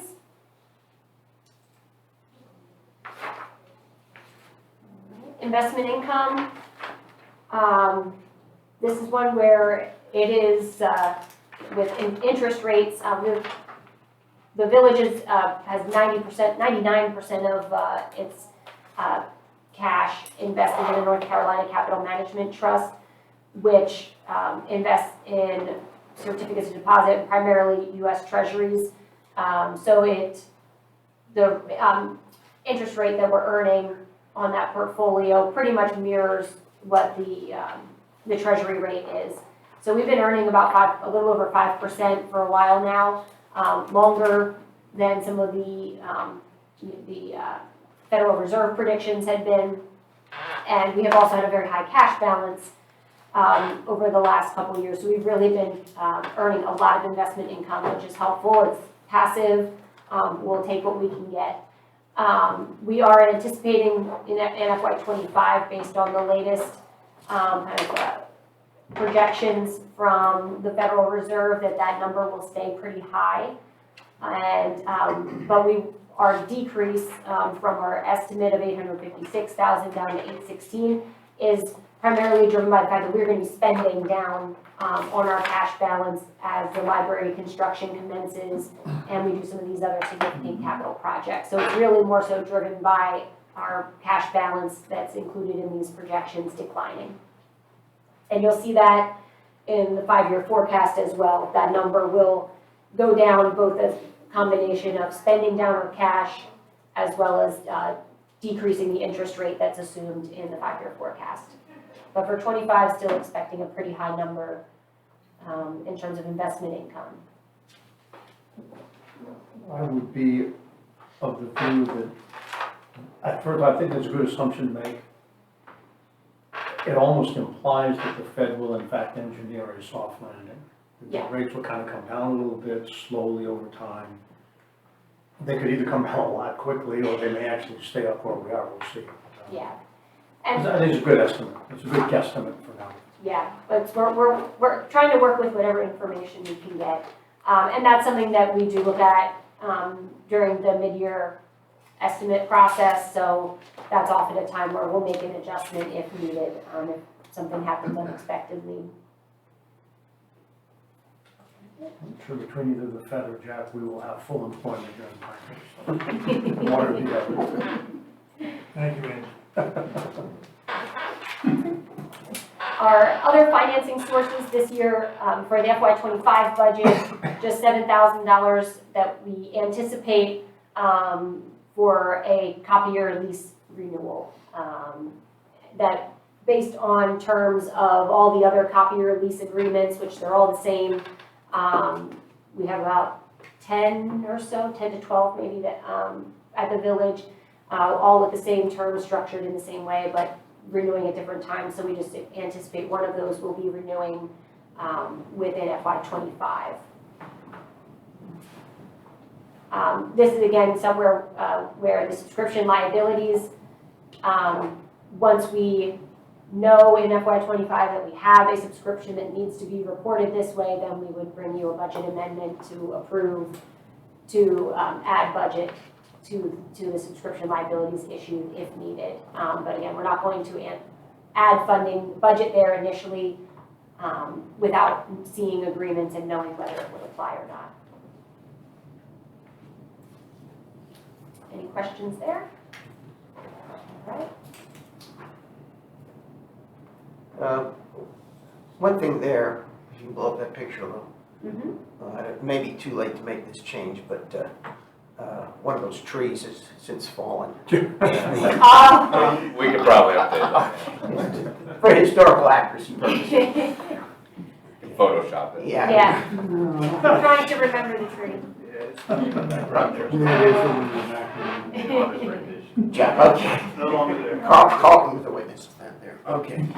Or is a condition. All right, and finally, within our revenues, we have the fund balance appropriation of about 6.1 million. This is what is needed to balance the budget when you're looking at total revenues and total expenditures. This is the portion though when we get to the end of the fiscal year, in reality, with our budget to actual variance that's anticipated, we don't think we will actually be reducing fund balance by $6 million. But this is the number that needs to be included to have our, over our total revenues and expenditures budget balanced.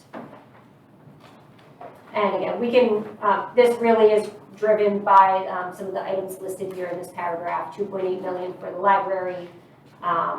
We also have the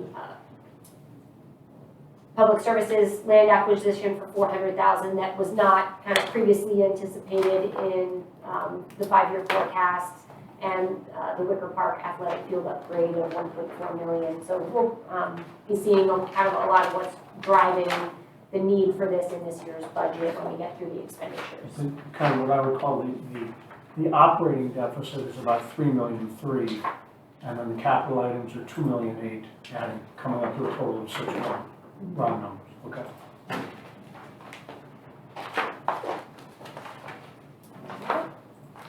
Any questions on revenues before we move on to expenditures? Hold on a second.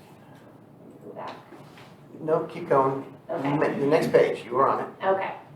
We have this page, measuring for success. Are you gonna do it department by department? So I was not planning to Right. go through each department in detail. I had a few, I was gonna go just review what you see on the Right. pages for each department so that everyone understands what, the content. Uh, And then I just had a few highlights Yeah, that I was gonna mention, and if you have any questions, I have one or two of these that I picked out. that we will go through any questions you may have on particular departments, but no, I was not intending to go through each department in detail. Thank you.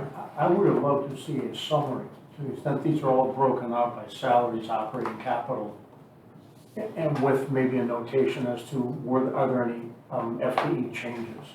Because it's kind of hard to compare page after page, one's up 8, one's down 9, and why.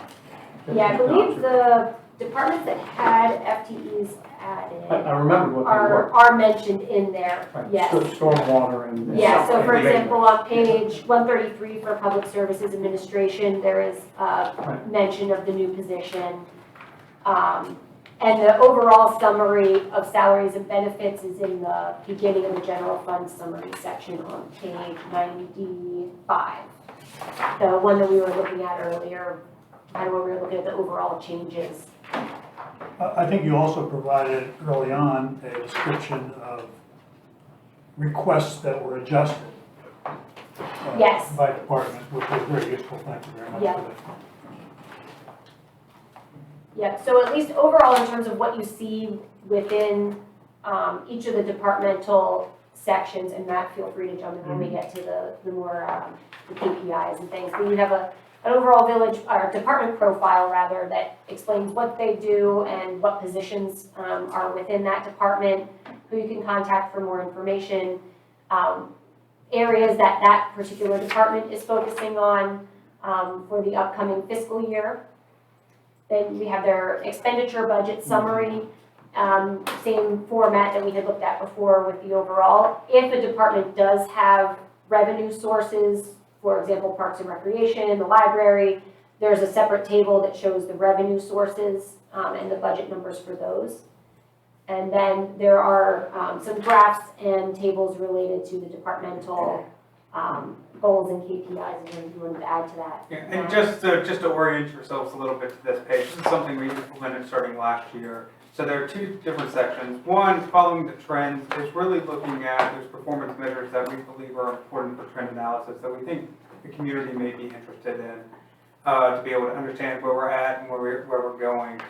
And then the tables that you see are the alignment of the departmental goals up to the organizational goals and objectives that you, council, provided us with guidance in January. So essentially, and I briefly talked about this earlier, but essentially what happens is once the balanced scorecard is approved, that's the direction that provides the department heads their direction to put together departmental budgets. And so those departmental budgets are aligned with the departmental goals that you see here. So for instance, there's a strategic goal to support a thriving business community that you see at the top of the screen here. It's blue because it aligns with the community, with the customer-focused part of the balanced scorecard, and the departmental goal to provide a welcoming environment for Pinehurst visitors. That is, again, a departmental goal that we have aligned up to the organization. And then there are two KPIs that are associated with that. And so, Don't get me wrong on this, okay? And I think it's wonderful that we have goals and we have a process, you know, and we can measure departments, because I'm going through the Baldrige thing myself in detail. But I can guarantee you that 99.999% of the public will never be able to grasp this level of detail, nor would they particularly interested. So I don't know what type of effort we're going to present this, but it may save some dollars by not presenting it. Or at least, because it's useful internally, but externally I question whether it's useful. My other question is, did we achieve our goal, and yet it never explains what the goal is?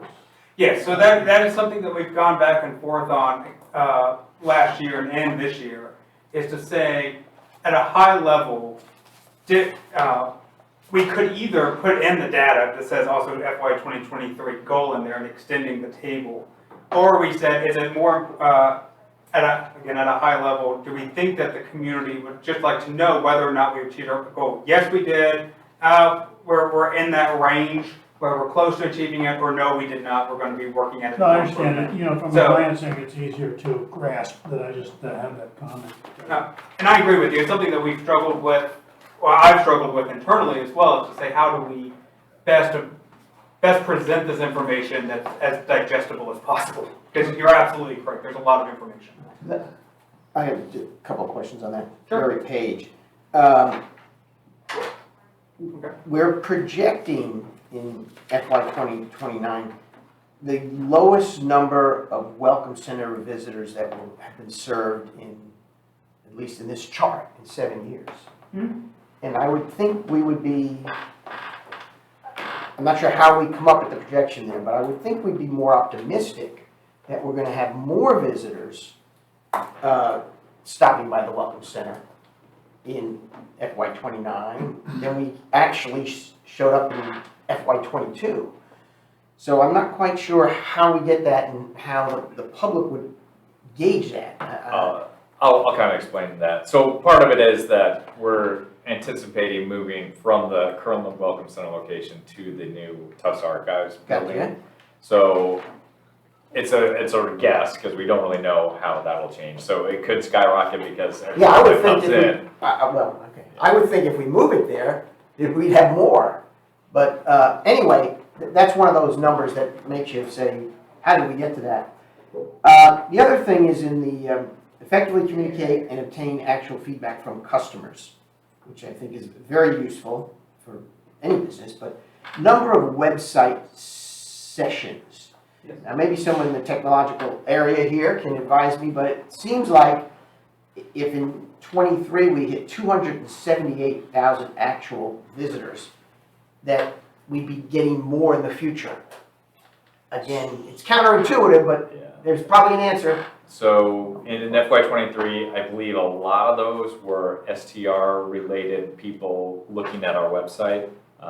Like every time there was a STR related item on the agenda, it skyrocketed. So Yes, it could be. And so one of the reasons why I'm looking at projections right now, one of the reasons why we kept it at 250,000 is because those are keeping at around the average of the last two previous high years.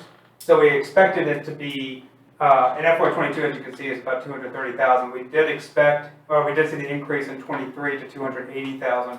And so just based off of the fluctuations that exist there, we felt until we have other data available to say, we're going to be driving a lot more people to the website for certain issues, approximately 250,000 is what we felt comfortable with. So, And I really don't think that it's the council's role to micromanage and decide what measurement is appropriate or not appropriate, to tell you the truth. I mean, you just have to make that judgment. Each department has to make a judgment as to which measurement will help them manage the department better, and it's not our role. We can provide interesting comment, but that's about it. I think it's your role to decide the process and also with the measurements that are appropriate. So it's interesting, but I'm not sure from a budget perspective it's carrying the value at this time.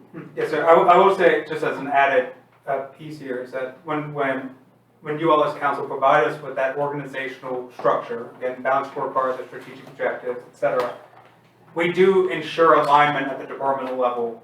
And while looking through that, we take into account what the departmental goals are, where we achieved, where we haven't, to see where we could become more efficient and effective moving forward, and then also looking at the areas of focus and other council level focus. So we take all of that in there. Base level assumption on my part. I concur. Okay. Yes, we It get- got on there though because somebody was Apparently, apparently micromanaging. So and not supposed I'm to. sure they didn't volunteer to put it on. Separate and apart from approving a budget, under the mantra of continuous improvement, I would love to see kind of what are the 10 or 20 lowest either satisfaction scores, KPIs, whatever it is that we measure, because those are the things that we can focus on improving, not part of the budget.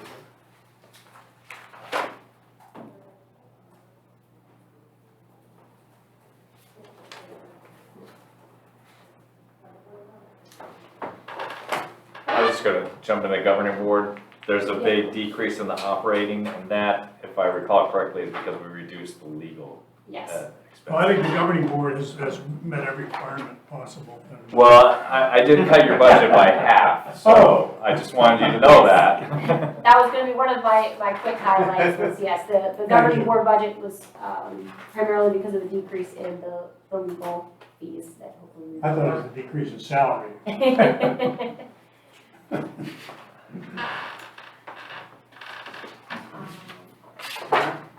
Yep, and one note then on administration, in previous years, we had a separate department called Community Development.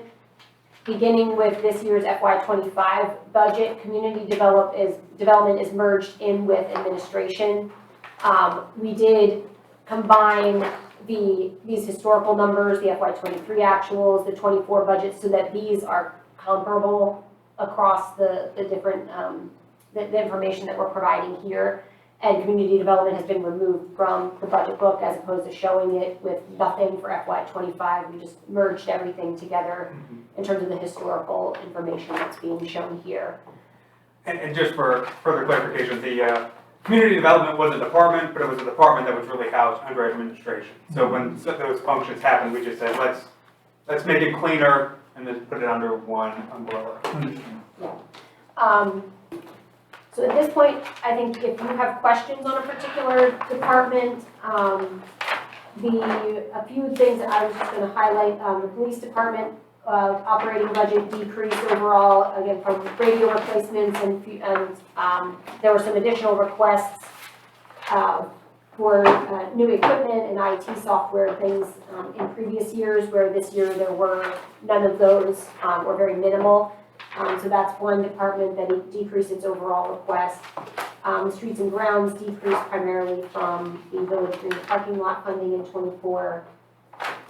Solid waste, there's an increase primarily driven by the landfill fees, as well as increases in the contracted services for solid waste removal in a couple of the neighborhoods. Let's talk about The landfill. the landfill fees. Jeff, didn't they change dramatically in the last few years? The tipping fee there. Tipping fees, Mike help me out here, but tipping fees on the solid waste trash, called trash, have gone up more by, I think, sort of a CPI, give or take. The recycle fees are the ones that have jumped quite a bit, and they're projected to go back down a little bit this year, but they're still considerably higher than the trash tipping fee. Our recycle per ton is, what, double the normal? It's a little more than that, probably. Is that What do you call a normal? Trash? trash? Yeah. What do you pay trash? Yeah, about? trash is about $56 and recycle's $140 this current fiscal year. And going, there's projected to go to They 125. told me they were gonna go down, we but never that had not trusted been. that. Yeah, last year they said it was gonna go up a little bit and went up a lot, but this year they say it's gonna go down. Okay. Yes. So the lesson is to save the town money, your village money, you can. throw Well, it in the that's recycle. what I keep telling myself when I put the stuff in the regular garbage. If I put it in the recycle. And taking the solid waste, hello, guys. In the police department budget, the line item for capital here is projected down substantially, 47%. Yeah. That does not include vehicle replacement, which is treated in the CIP, if you will. Or So it, why is that down as much as it is, given that I know we plan a fairly significant vehicle replacement program over the next several years? yes, so it is inclusive of the vehicles that will be replaced, the funding for that that's associated with police vehicles, and same for any other department that you see in the fleet replacement plan. That is reflected in the capital numbers for Okay. the respective departments. It is down primarily because in FY '24, what was it, like maybe 130,000 for your dispatch radios, roughly. That was a big expenditure this fiscal year to replace the dispatch radios, and there were also a few other things, I'm forgetting off the top of my head. You had I think, was it HVAC or elevator this year? There were some building improvements as well in that capital number in FY '24. Yeah, and we talked about earlier, and correct me if I'm wrong, that there are some radios that per unit fell under the capital, so that's operating, but the dispatch radios were enough per unit to be within the capital. So there are two different types of radios. Console in the police Yes, dispatch office Yeah. space. yeah, so the dispatch radios were 150,000, the HVAC was replaced, and light towers, I believe it was two light towers were purchased, three light towers were purchased. So is it true that over the past several years, changes in regulations relative to public safety, devices, communications and so forth that cost municipalities a significant amount of money? Yes. Yeah. Yeah, the radios particularly, they went to a different frequency. Why did we had to jump to a whole different radio? It was called the P25 upgrade. They do an upgrade about every 5 years. Mm-hmm. And on the Viper system, that usually requires us to purchase new radios. So our console radios in the cars were above 5,000 apiece, so they went into capital. The handheld radios were below 5,000 apiece. The dispatch radios, as they mentioned, we're getting two, so they're 75,000 apiece. They're computerized radio systems. So that also included a lot of wiring that had to be redone and some consoles built up. But this will round out the ACE that we did on the telecommunications center being upgraded. So that's what, the current capital in there is almost exclusively just the vehicle replacement. Much of this is no choice, so to speak, but needed and You know, when the Viper system gets upgraded to something else, Right. and our radio systems have to. similar to the IT software too. Okay. And body cams, car cams, and supporting infrastructure to make reports. Yes.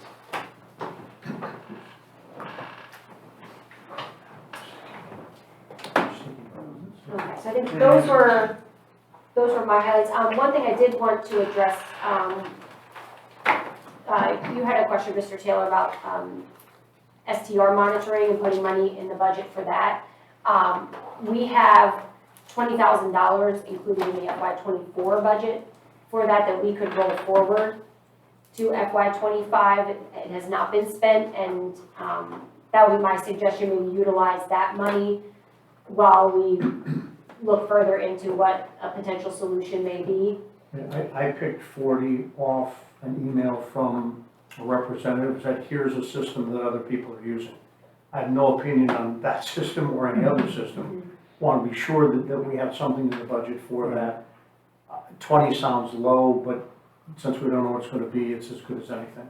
Yeah. And we can adjust it as going forward if we need to.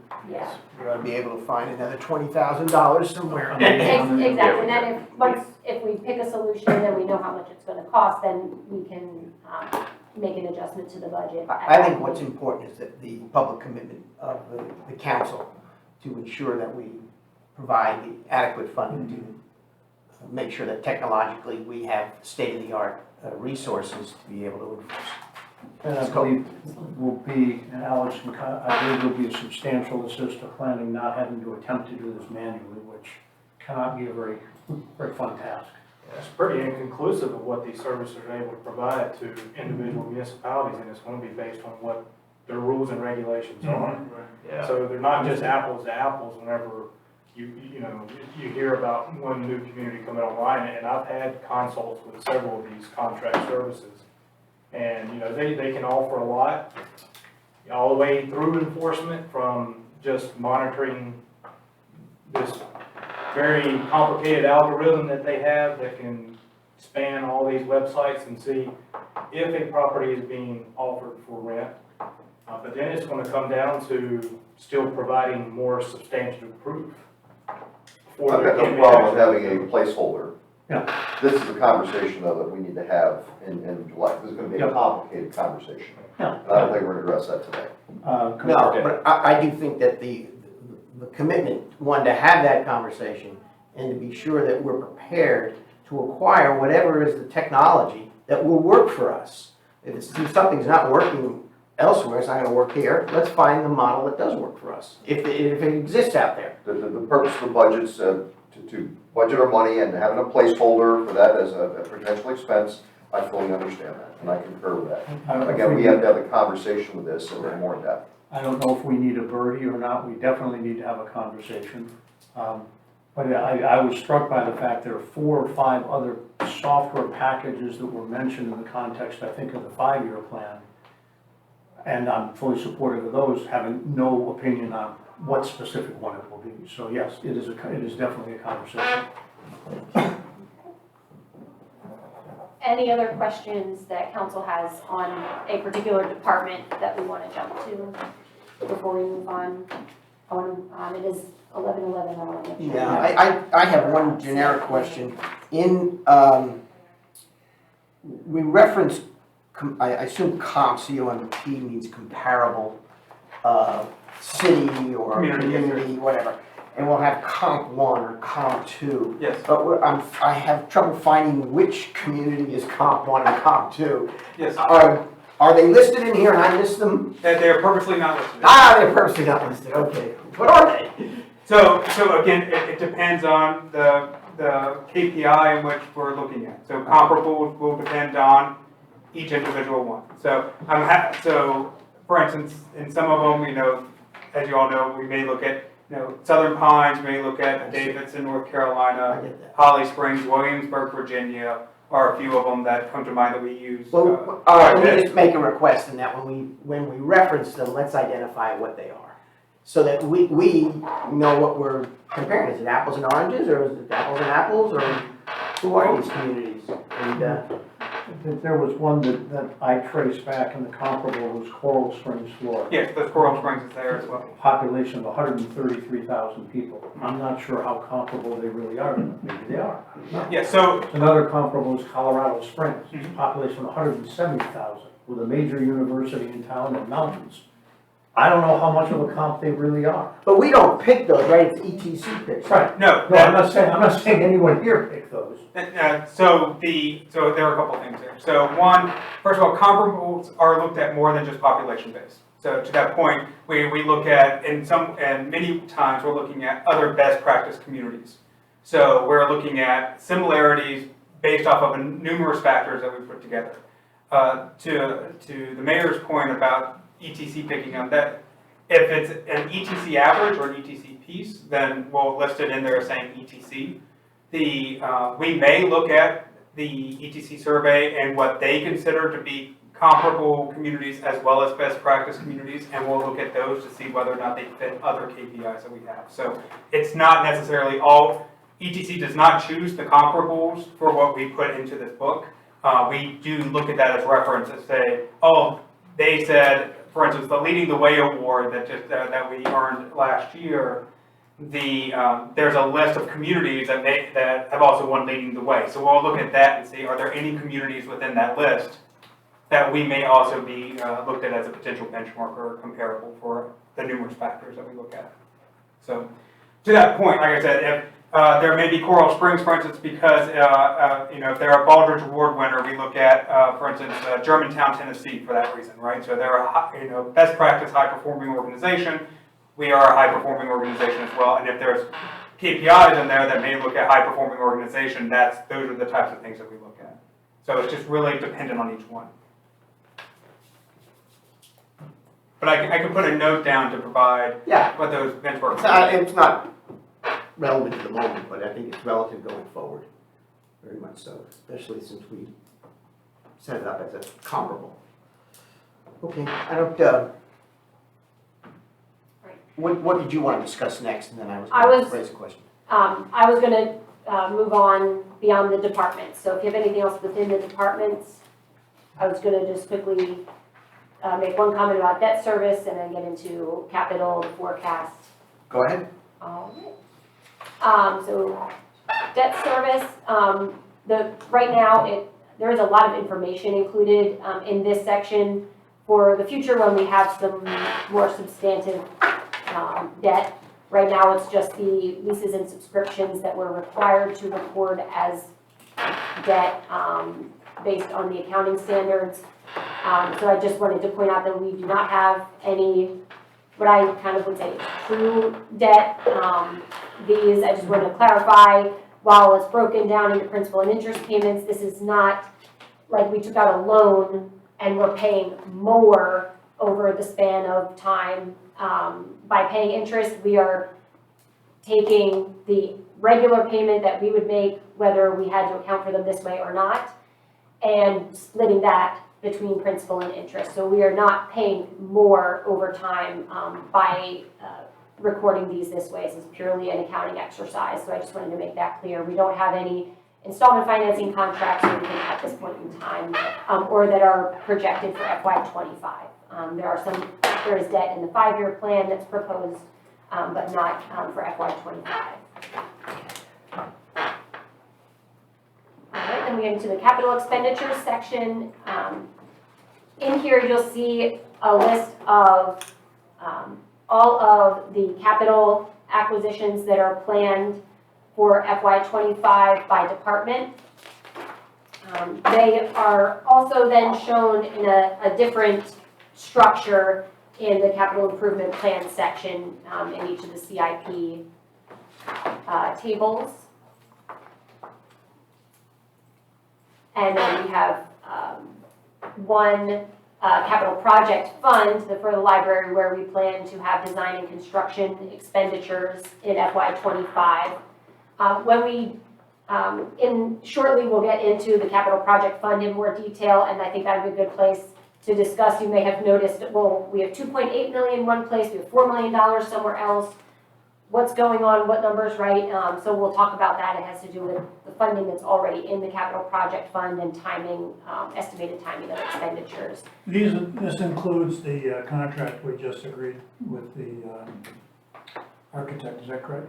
Yes, so that is contemplated in these estimated expenditures, Thank yes. you. Yep, all right. Let's see. Overall, just highlighting that the capital expenditures are about $5.1 million for FY25, which is about 17% of the budget. That's higher than normal for us, but again, we have a few pretty significant capital projects or capital investments that we're making this year. 1.4 million for the turf, $345,000 for athletic field lights, and a few other things that are kind of one-time, non-recurring items that are not part of, our normal fleet replacements, for example. Okay.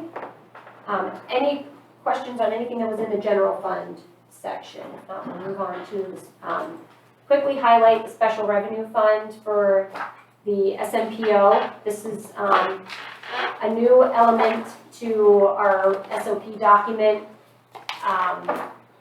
Because of being the lead planning agency or LPA for the SMPO, it is a Village of Pinehurst fund. We are the ones managing the administration of the fund, so it is on our books.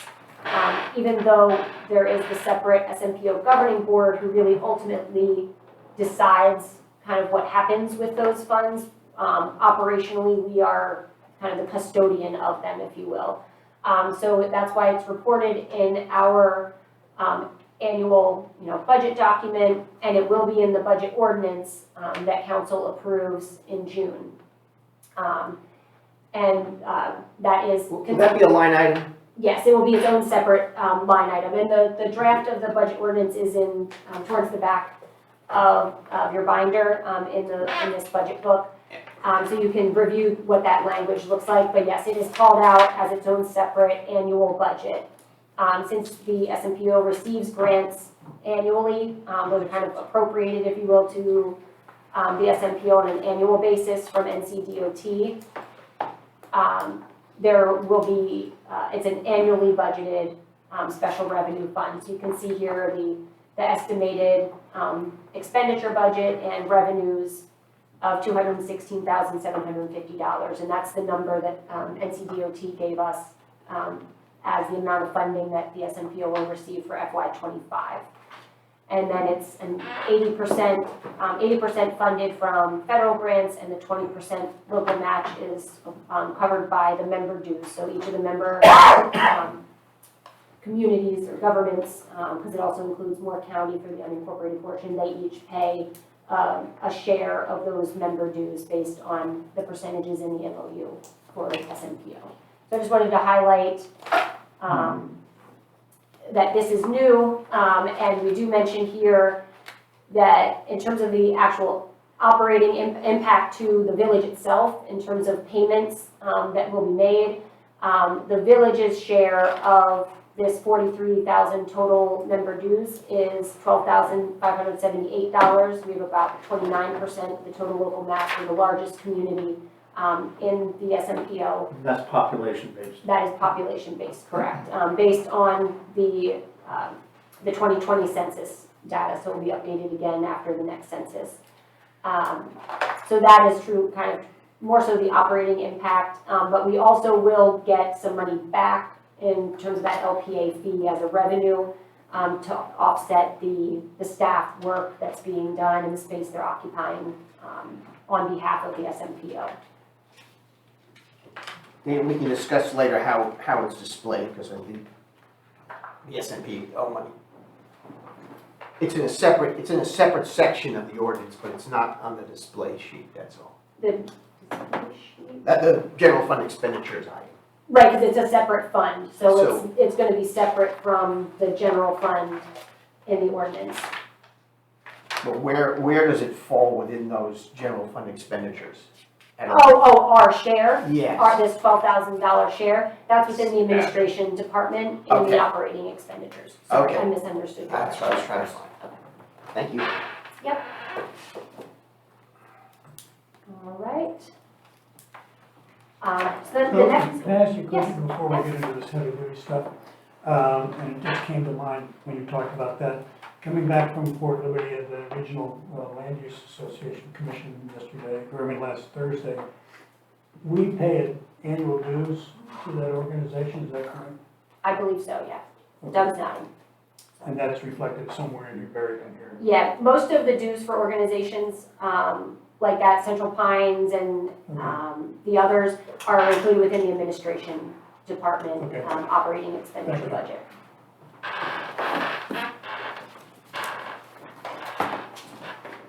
Okay. Now, if we look at our capital project funds, this capital project funds section has a summary of existing capital project funds, which we have one that has already been established by council for the library.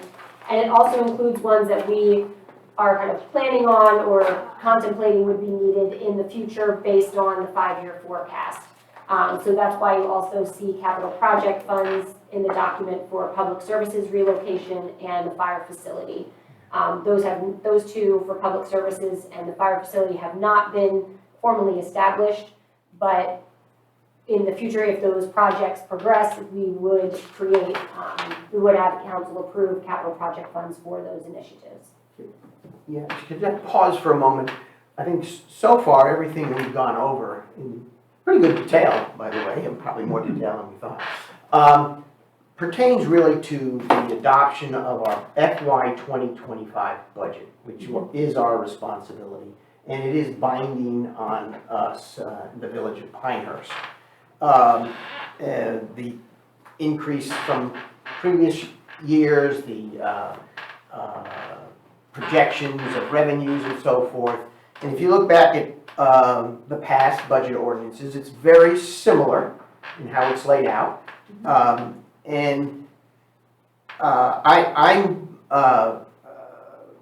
impressed with the document. I think that to sort of sum it up, it's calling right now for a small tax reduction, while in the same breath, we'll have no debt, of course, and we're going to fully fund the major capital project we have, which is the new Given Memorial Library. The reason I wanted to pause about it is I'm trying to get a sense from the council members as to whether or not there's a general comfort with the FY 2025, I'll call it proposal before us, and then we could go on and move forward to discuss the possibilities of the strategic operating plan. But I'd just like to hear each council member's thoughts on that. Just one question first. We are obligated to pass a budget ordinance. We are not obligated to pass a strategic operating plan. That is an artifice of the whole Baldwin system, correct? That's not a statutory requirement. Correct, correct. But it's, No, I am content that we know where we want to be for the coming 12 months for fiscal 25.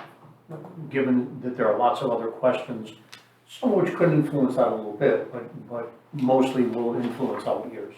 I think it's noteworthy, particularly to our residents, that while the budget is increasing because we're making a capital expenditure that we've discussed for several years, so not a secret matter, the operating part of our budget is declined, which is something to keep in mind. Credit to the way we manage and operate things within the Village of Pinehurst.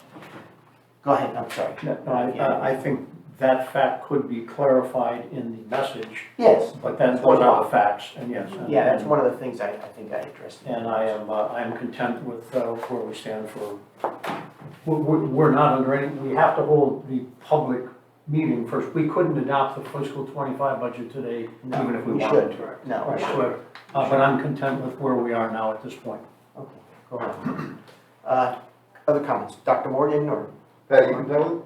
what? Are you content with the budget? The FY 2025 one, I think I'm pretty comfortable with it. I want to hear everybody else's opinions, and we're certainly not adopting it at this moment. But, and I'd like to hear what the public has to say too, because for them, this isn't our first glance at it. We've had this binder a little bit, and we've had discussions. Like step 13 out of 7 years. Whatever. Yeah. But, anyway, again, defer others. I'm very comfortable with the 2025 budget as proposed. I think it's, thank you for the excruciating detail on how you keep all this in head. But I think our issues, our discussion going forward are more to the 5-year plan, and particularly the capital items that are in their proposal. Yeah. Those are the things that swing a lot. I'm very comfortable with what we're doing. Or some things that I think may not be fundamentally budgetary in nature, code enforcement and what have you. Right. Yeah, those are other, absolutely. Conversation. Absolutely. But I think it's well done. Thank you, and thank you all the departments for spending all the time to put this all together. Appreciate it. I'm good. Okay. And the only thing I'm gonna bring up here is just that, when you look at the, fund balance at the end here, and our target is 30%. If you look at the delta on there, the delta is 7,148,000. Could you direct us to a page, Jeff? 5-year plan. 180. Fine, thank you. 5-year plan. So you look at the, and I'm just talking about 2025 because of course we only do 1 year at a time. Correct. Okay. The difference there is 12 cents over. So you divide that by 585. So should we be having a 12-cent decrease in taxes? I propose that.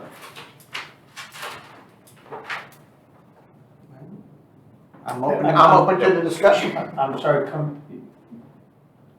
the purpose of doing that would be to lower the projected fund balance to the 30% level? I think that would effectively mean that we would have no remaining capital or money for subsequent items in the 5-year plan. That is a true argument. And so therefore I would oppose that because I have no doubt, without regard to what they will be, we're gonna do something in the future. That's why this fund balance, as I understand it, past councils built it up, was in anticipation of doing these things, and whether I agree with all of them or not is immaterial, some of them are gonna happen. That's a very sound argument. So no, I would oppose reducing the tax rate. Going back to your comment on product, we shouldn't zig and zag on the tax rate materially just to hit any particular number. We have to be more strategic than that. Yeah, I would add to that I think some of the appropriations from the fund balance for capital expenditures in the out years are sort of baked in. I mean, a library redo of the building and so forth. Archives. The archives, that's what I meant, yeah, right. That's a good I question. think it keeps Dana sane as well, so. I have another comment I'd like to make, but it really is more in the 5-year forecast, not the 1-year forecast. So we'll save it for the next section. I would not be opposed to reducing the tax rate even further, but I'm comfortable reducing it by the half cent. Yeah, I'm pretty comfortable with the accumulation of the fund balance, and I'm thinking not just so much of this council, but future councils. At some point in time, opinions may change, new opportunities may come up, and I don't think we want to handcuff them completely. It's worthwhile to reflect that just 3 years ago, we thought we would be in an environment now, or the council at that time did, where our tax rate would be at 33 cents. Go back and look at the 5-year plan. And reality hit. Reality was driven by a property tax revaluation by the County of Moore, which we will again have in a few years, which will further make us take a look at the property tax rate that we now impose on our citizens. But nevertheless, we still may have, at the current moment, the lowest property tax rate in all of Moore County. So, yeah, I'm fine reducing it as proposed. I'm not necessarily opposed to reducing it more, but again, we do a budget that we adopt each year. But the purpose of having a little 5-year sort of look is to help us think about what could be down the road. The 5-year outlook is really about potential possibilities, is the way I view it. If you wanted to make it an exercise in math, that the operating, if we factor in the 101% of revenues and 91% of expenses, and we calculate what that delta is, which I know is here somewhere, budget to actual variance of $2,000,004, and if we divide that by 600,000, that could be a 4-cent reduction. In theory, you could do that and still maintain the established surplus for 1 year, maintain the established surplus to fund future capital. I don't think we want to do all of that, but you could entertain that. I think 12 cents is too much.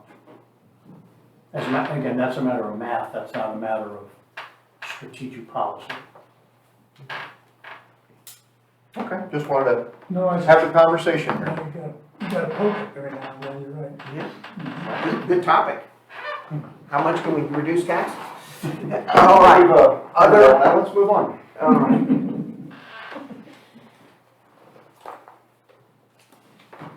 So we'll take a look at the capital project funds. First, the library, this is the one that's established, kind of we're getting this project underway with the approval of the Collier contract amendments so that they can begin the real design in earnest now. Sorry if I may, just real quick, and just as a reminder, this section doesn't have the timeline over the 5-year horizon.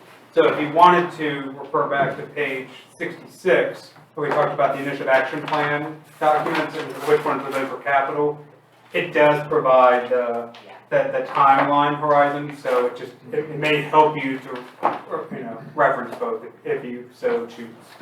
Page 66, oh, I see, the IAP. Yeah, so the three that we're going to be talking about aligns with that timeline, so it just may be helpful for that refresher. Thank you. Yeah, and to really get into the meat of any discussion about the capital projects, we'll do that in the CIP section, because this section just focuses on the FY25 commitments or any expenditures for the most part.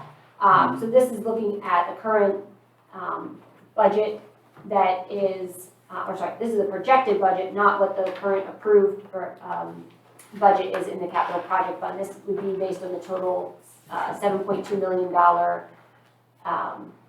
anticipated budget for the project. We've spent almost $150,000 to date, so this is what we anticipate through the end of FY24 to say that this is what we have remaining to be spent. What is already in the capital project fund in terms of funding is almost 1.5 million, including the investment income. So that balance that we already have in there is really what's driving the difference between seeing, that we expect to spend $4 million in FY25 on the library, but we only need to fund, 2.8 from the general fund in this year because of funding that's already been put into that capital project fund. And that investment income is not our investment income, it's investment income transferred to us from the given library, or given memorial fund. This is the investment income earned on the $1.4 million in cash, or 1.4 million less the 150,000-ish that's been spent. So whatever funds are put into the capital project fund, that we segregate from the general fund cash, not actually in the bank, but on the books. We segregate that so that we can be attributing the kind of the proportional amount of investment. I don't think we budget an expected transfer from the foundation. Yeah, We did not. We did not have that included in the budget. I missed something, okay, thank you. Yeah.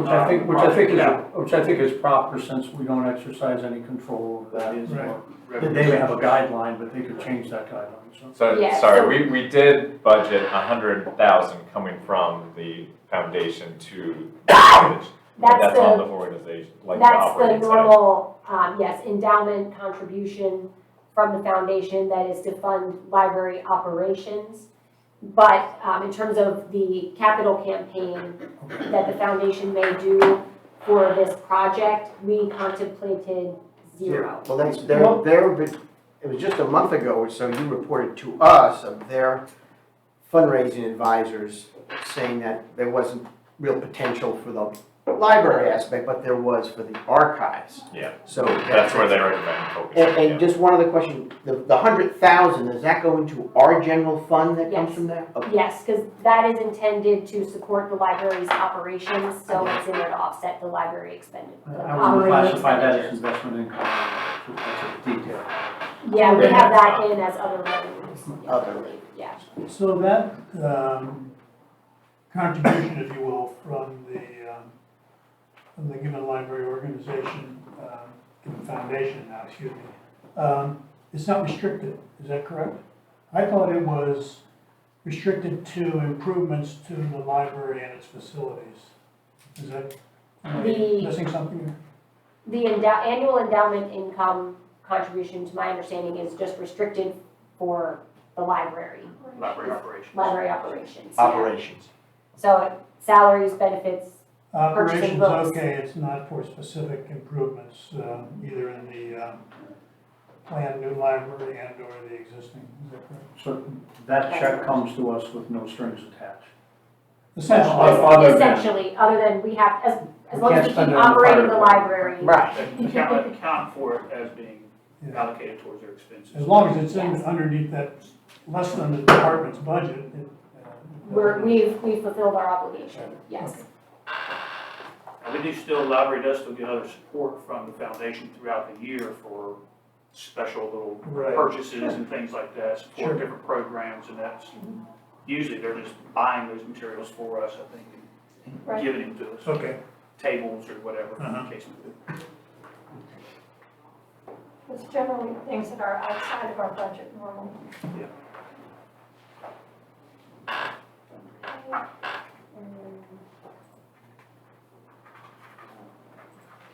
I'm going to just jump to.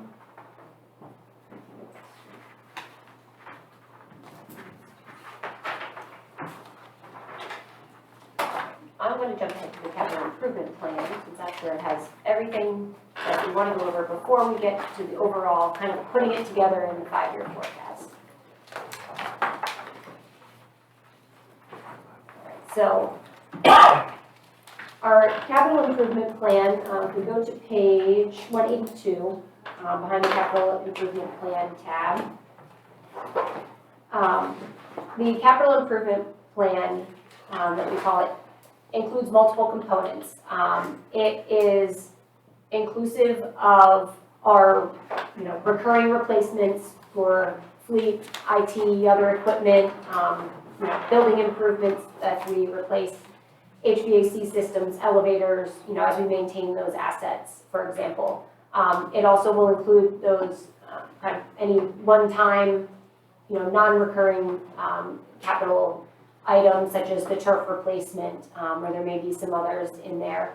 And then it also includes our big capital projects like the library public services and the fire facility. So here you see a table that summarizes all of those components. So this is over the course of the 5 years, from FY25 through 29. We're expecting to expend about $14.3 million on those 3 capital projects mentioned.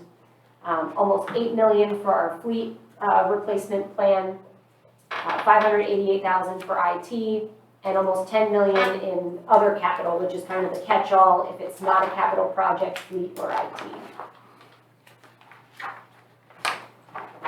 And then we will jump to page, there's some details on funding sources. Flipping to the next page. There we go.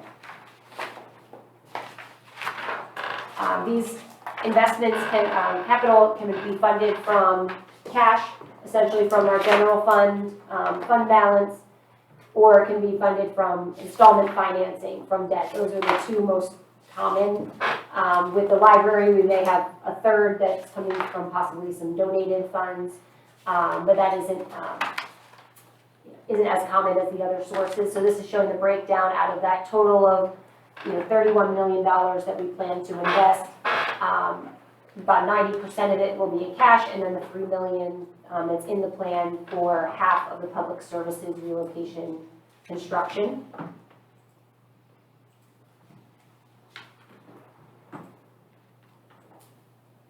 These tables are just breaking it down by fiscal year, and you can see the tax rate equivalent of what we're spending on capital for each given year. This also does include the operating impact, both debt service and operating impact on either additional expenditures, or in the case of the turf projects, we actually end up with some savings between additional revenue and reductions in maintenance costs.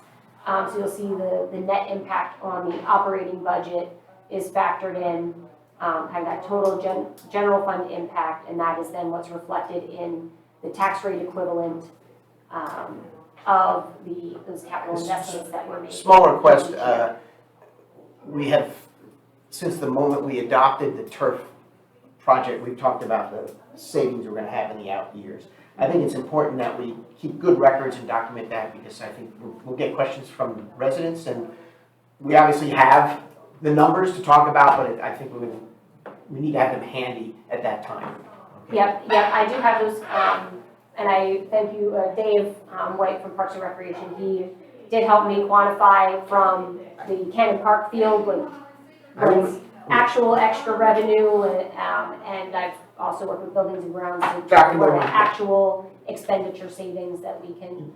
You may recall the discussions we had on this very topic of 2 years ago, whatever it was, when there was questions about will people get injured and how much money would be saved. So I think, I'm convinced of it, I just want to be sure we're able to portray it accurately to our residents.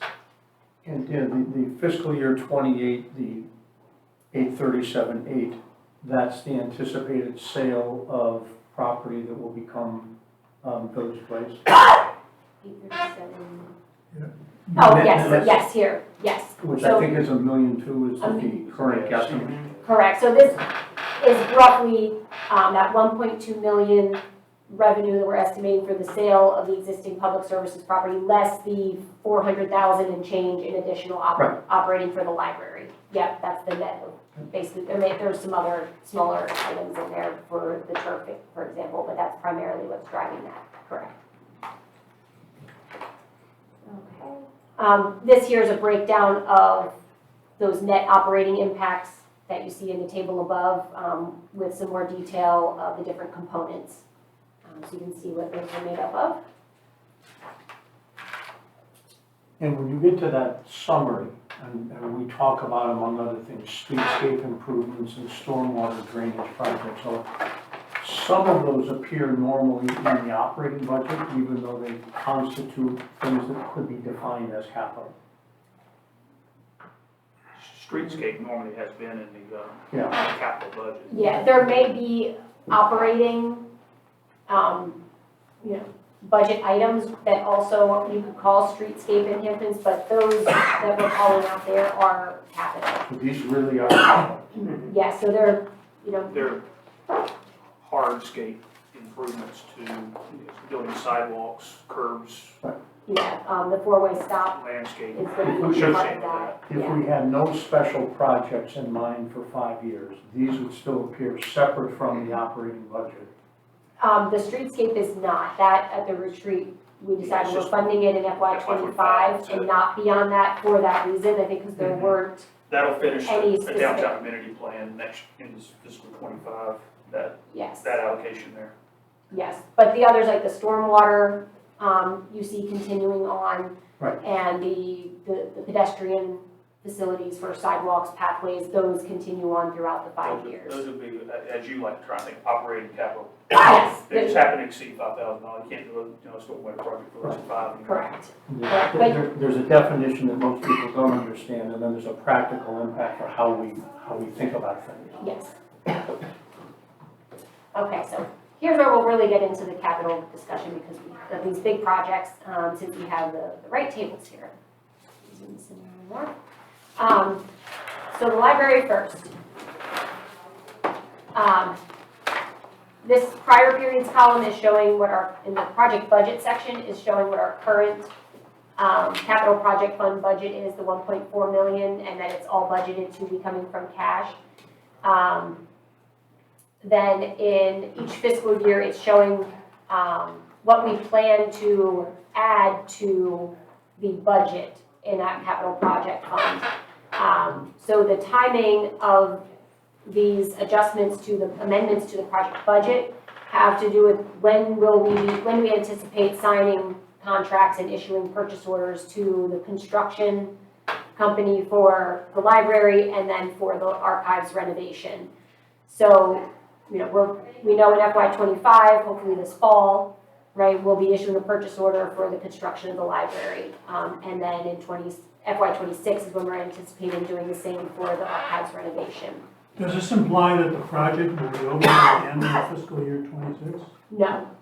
This just implies we need the funding and we need the budget in that fund for us to legally be able to sign Got it. a purchase order. Okay, I just wanted to clear, Jack, for the archives part. right.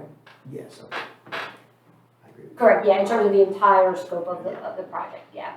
Then this next table down, the cash flow impact, this is really more so representing when do we think we'll spend the money? What's our best estimate at this point in time of when we'll actually be spending those funds? So this is where we have about $150,000 that we've already spent for the Oakley Collier schematic design that they've done so far. Then in 25, we're estimating about $4 million, and that will represent the Oakley Collier design of the library, as well as starting up construction. Then 26, we're anticipating finishing the construction of the library and beginning the archives.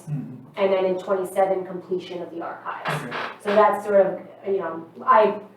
roughly our estimate of the cash flow when we'll actually spend those funds. And then you see the operating expenditure impact phasing in. In 26, we're expecting to hire 1 additional FTE while the archives is closed.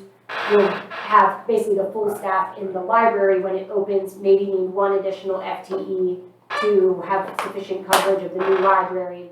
Then in 27, when the archives reopens, then we'll be adding the full additional staff, up to 4 new FTEs. So there'll be 3 additional in 27, and then they're, you know, throughout the remainder of the 5-year plan. I can't remember, Dana, have we also budgeted in the out years additional operating costs since we'll have 2 buildings at some point? Yes, that's contemplated in these operating expenditures. Yep, the additional operating includes additional utilities, landscape maintenance, cleaning, services, et cetera, for the new building, yep. So the 407.8 in fiscal 27, that's 3 FTEs and these operating expenses? And it's actually 4 total. Right, well, 1 the previous year. 1 in the previous year, yep. Correct. And then adding 3 more onto that for a total of 4, plus the operating expenditures, yes. Plus the other operating for maintaining the buildings.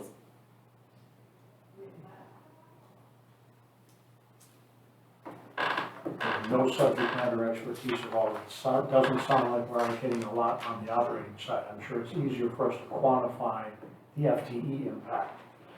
Yes, and hard to quantify what energy costs will be or what have you. yeah, we estimated the utilities based on existing buildings the village have that are roughly the same square footage.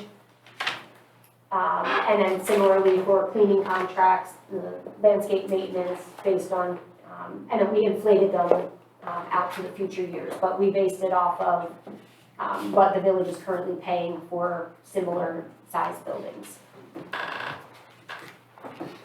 Any questions on the library? We'll move on then to the public services.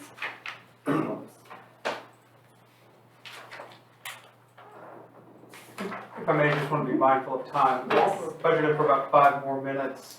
Is there a desire by council to continue going forward to at minimum finish this section before breaking for tomorrow? What is the will of council? What sections are left?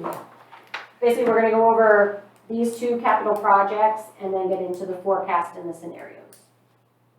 Well, I would want to keep going a little, but I think we in the last couple of weeks, we've kicked around on email various scenarios, so we actually have forecast scenarios from A through D, okay?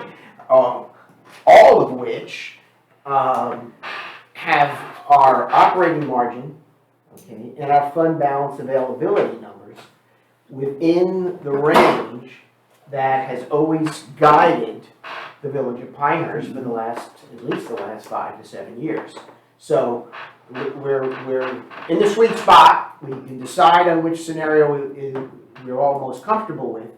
And I say decide, it's a preliminary decision before we actually take a vote.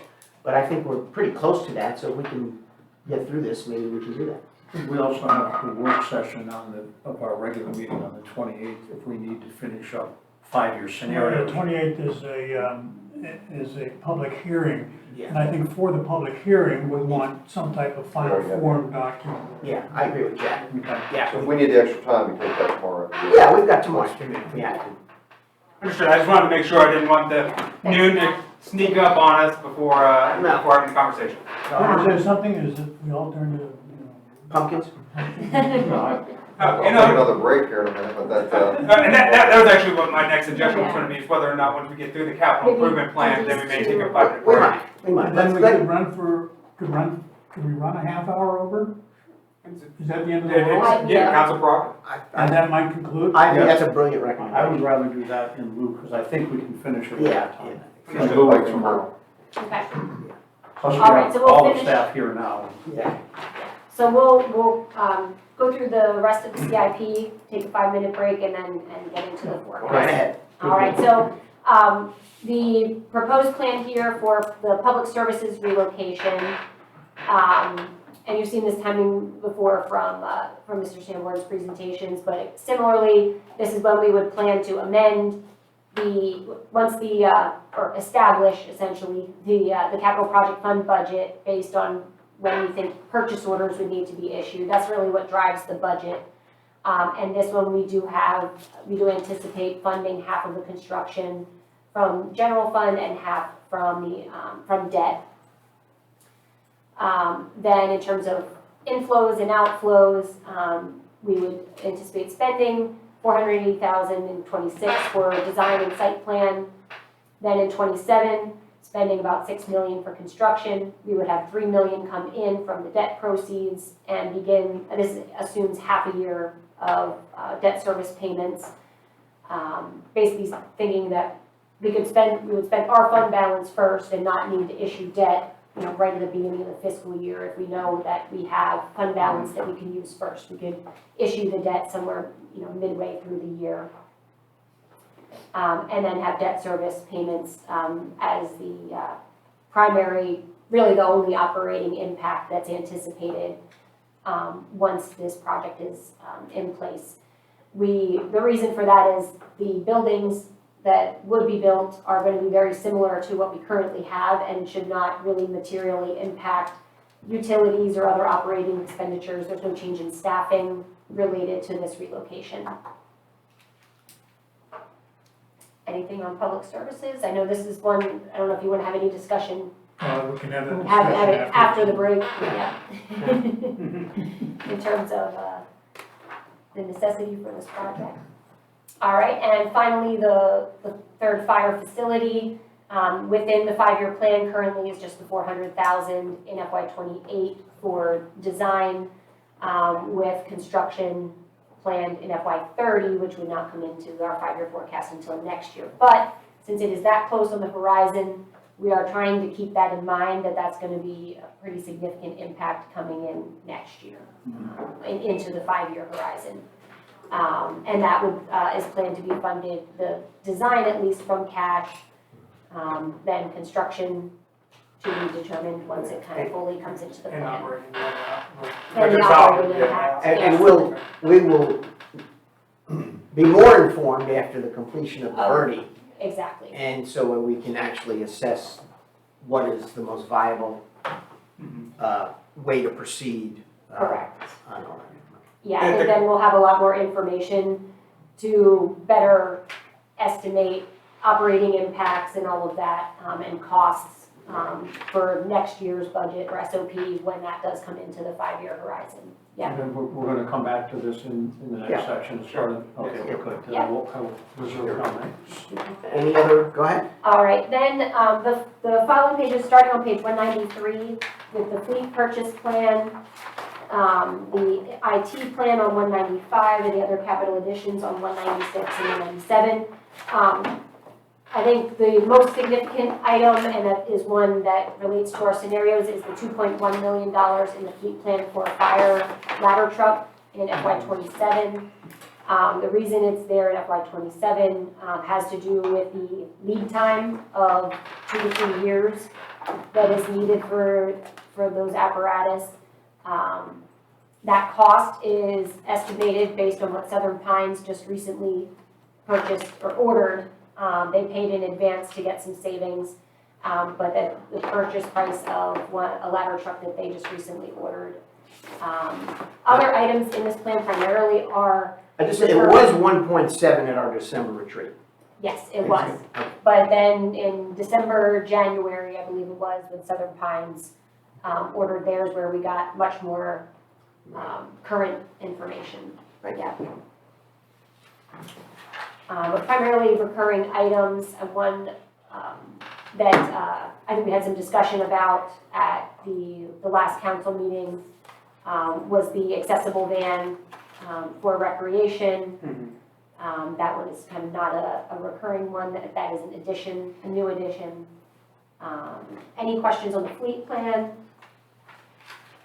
No, right now. Okay. The IT plan, So just one question on Yeah. the fleet plan. What are we doing with the vehicles? Do we own the vehicles that are rolling off, and do we resell them, and do we forecast? We surplus and sell them.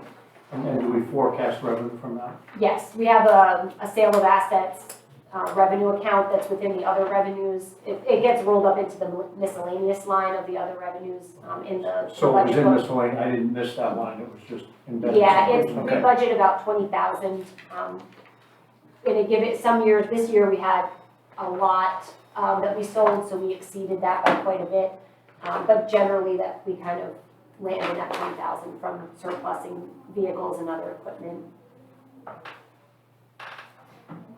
IT, we have some replacements of sound systems, projectors, servers, and then we do have placeholders for new accounting software and planning software.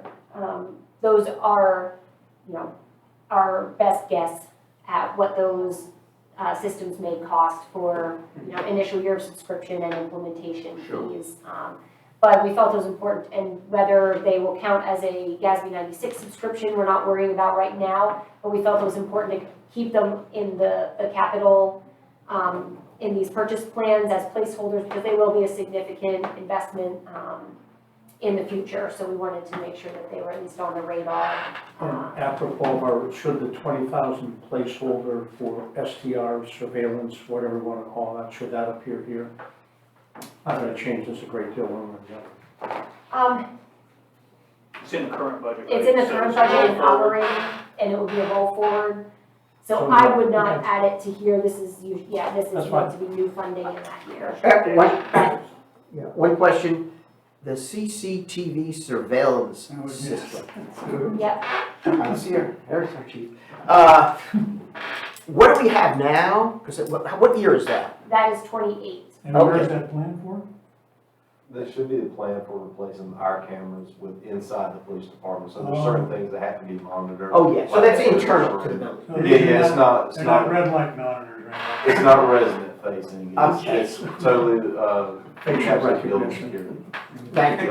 Oh, anyone who watches British TV. Yeah, if you watch British TV, it's Yeah. CCTV. There is They one, will solve every single crime by there is one that does face the street, but we use that as a safe spot, so if people are buying things off Facebook Marketplace or something like that, they can use that as a meeting point. And there's also some families that use it for childish names if Yes, there's sir. been a contentious divorce. So that way there's some level of accountability and interactive. But beyond that, everything is internal based. We're not going the British route then. Thank Not you. at this time. Big Oh, brother's oh, not watching. I will just mention, just briefly as well, you'll see there's two columns there, the year and then a number beside it. That's the year and the life, what we predict to be the lifespan. Now, obviously, some may move forward and back based off of reevaluation of whether or not we actually need it. But for instance, that example is a 2021 year with a lifespan of 7 years, so it's projected out to be needed to be replaced in FY '28. So Gotcha. just to That's good to know. I missed that column. Thank you. I don't have any questions there. All right, and then finally, the other. Again, you'll see, quite a bit of it is kind of recurring replacements of HVAC elevators. And then we do also have these, Right. recurring investments where we're, adding funds each year, or appropriating funds each year for stormwater projects, pedestrian facilities, sidewalks, walkways, et cetera. And these relate to, you may recognize these because these are the OFI, a lot of these are OFI projects that we talked about during the December retreat that council, that you all affirmed that you would like to, increase or decrease funding as where the extension went out. So that should be reflected or is reflected here. These, So here you see that the streetscape enhancements, improvements for downtown is ending in FY '25. but it, obviously, that's something we could address in 26 and Absolutely. 25. Yes, sir. Yeah, thank you. Yeah, so these are just the plans, and all of these numbers are then factored into the capital for the 5-year forecast, is essentially what these kind of roll up to. We do have a few more plans for improvements at the harness track. And then, here you see kind of some of the big improvements for recreation, athletic field lights, turf, in Wicker Park in '25, and Cannon Park Field 2 in FY '28. And we did add, in FY '29, replacing the Camelot playground. No And if I'm not- courts. Nothing on here yet, but they do have the Parks and Rec, the master plan, that we will see what comes of that, and there may be things that get added to this as that gets implemented.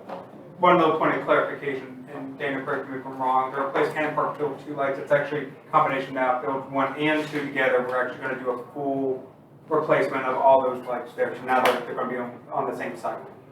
So, Where do people play hockey at night now? They don't. They don't go to Southern Pines? I mean, does anyone else have hockey? We got a hockey rink here. But But there's, No one. There's no lights. There's no lights. No, there's like. oh, there's lights in it, Oh. Yeah, it's replace, that's a replacement cost? Yeah.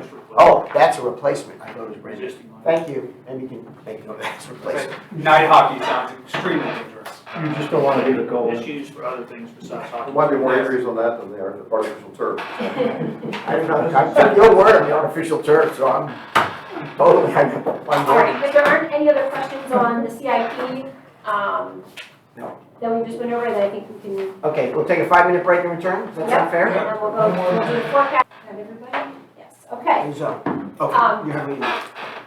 So within the 5-year forecast section, there's lots of discussion on these first few pages about our assumptions. The tax rates are based on, and population things are based on what is in the table on page 180, that summary table. As Matt has mentioned before, we include IEPs, OFEs, everything you just saw in the capital improvement plan, even down to the level of within operating expenditure line item budgets, if there are some significant items that move in or out over the years, we factor those in to the best extent that we can. So we include staffing requests that have been made within the 5 years so that we know of so far. I know at one point, I think one of you had questioned, well, there's no additional positions in FY '28 or '29. Well, we haven't gotten any requests yet, but I'm sure by the time those years get closer, there will be something. So this is always refined each year as we move along and as priorities change, as needs change. But there is a lot of detail that does go into it. We are always building it to make sure that we, in all 5 years, are hitting our fund balance, within our fund balance minimum of 30% of operating expenditures for our ending fund balance, as well as our operating margin, making sure we're not exceeding that 91% kind of high end of the target. There are some graphs here as well showing operating versus expenditures. You can see those trends, the capital expenditure trend and the fund balance. But at the end of the day, this is what our proposed looks like. If I know Mr. Sanborn has gone over this in some detail in the other presentations. Do you have any questions about what is on here? We've kind of already discussed the major components. As far as salaries and benefits and operating, one thing I did not mention in terms of our assumptions, we assumed in operating expenditures an inflation rate of 2% each year. And then within salaries and benefits, we assumed a cost of living adjustment of 2% each year because that is based on inflation. So those two factors are related, as well as the pension contribution rate increases. And as I said, building in the additional staffing requests in the respective years. The biggest one is the additional library staff. I'd be remiss if I didn't mention that, or especially for the audience at home, right, that'll be watching this, is that the culmination of the five-year plan, the 5-year forecast, and as we talked about at the beginning, started with those, in October essentially, but really with the strategic planning retreats, and that once you get that, gave us that direction, but talking with departments, looking at the budgetary realities that we heard, but also weighing in the priorities that you all provided for us at that time, is reflected, or as reflected as we possibly could be within the 25 through 29 plan. And so before we get into the meat of the numbers, I just wanted to try to set that high level conversation again. So. Yeah. So I think just a couple other things to quickly review on this, which is our basically like proposed or kind of baseline scenario that we're comparing to then in the other scenarios that were requested. We have 22.5-cent tax rate in 25 and 26. Then in 27, a 1-cent increase that is driven by the additional library operating expenditures for the FTEs and other operating costs, as well as that's the first year that we have some of the public services debt service. So that 1 cent, kind of when you combine the library operating and debt service for public services, that would be covered then by that 1 cent of tax revenue. And then remaining flat through 28 and 29. So just one tax increase to 27 proposed. And obviously as we would get to actually doing our annual budget for 27, we determine whether that's actually necessary. We're trying to help us as a village and our residents get a feel for what may be coming in the future. And making sure we're developing a plan that any decisions we make in FY25 are sustainable in terms of what we want to accomplish in the next 5 years. We talked about it briefly as well earlier. We do a 5-year projection, or a 5-year plan, but in some years you don't have a lot hanging out in those out years, but we do know, at least under the current assumptions provided by your guidance, that FY 2030 actually has quite a bit planned for it, including, but not limited to, the potential third fire facility. Whatever that third fire facility looks like, it also does come with rather significant operating costs associated with it as well. And I believe, again, we're going to have more understanding of what that looks like as we finish the Birdie in FY 2025. But if there's a general consensus based off the previous Birdie saying that some kind of action would need to be taken around that, we do know that there is a potentially substantial investment that's coming on just 1 year outside of this. What was the previous Birdie? The previous Birdie was a fire response Birdie. And so it was looking at ways again to lower our fire response times. And one of those recommendations was there was a heat map as well as other information, would be very high level, where it said we may need to I put guess I a third can't- fire facility. I can't recall. It was in FY 2020. It was before you. Ah, Yes. okay, I'd like to get a look at that previous Absolutely. Bertie. Maybe Well, my I colleagues thought would we like. covered that in the strategic planning meeting, again, where it was briefed again to us. Yeah, But but we I- can get you the We document. can give you the actual. Yeah, I'd like to see a document. I do remember that, and that summarized into, if there is, location-wise, it pointed out where an appropriate location might be. That's what prompted a purchase. And we were able to acquire a property that Gotcha. satisfied Yes, sir. Okay, which well, is that'd a good first step. Yes, and so that property is in a location that we think would lower Right. fire response times, because that was where the highest, it's all highest. be, yeah. Okay, that would be great to see a Sure. copy, thank you. Absolutely. Okay, well, we have A, B, C, D, 4 scenarios plus the original proposal. We, I guess one of the threshold considerations is the tax rate issue, but that is somewhat driven off what decisions are made. It's a down, yeah. Yeah, that's driven off really, Dependent. what we do is we look at these projects. So, there's, the various scenarios, address the ladder truck, the public services relocation, issue, which involves, debt and property sale. Those were the two major items that were really kicked around regarding this 5-year plan. The other things were outside it. So, There's 3 of them, right? Public services, third fire facility, and ladder truck. Yeah, yeah. yeah, but the facility, I think in every different scenario we cooked around, we were keeping the money in there for the design. Okay, so it had, you're right, it Yes. has moved out to the 2030, Yeah, so, Correct. beyond our horizon. but beyond, well, yes, but, and also, Until a year Quickly from now. approaching. yeah, but also, you know, dependent on what we get from the Birdie and what we discuss as to Okay. what we do. So anyway, there are sort of 2 significant items there.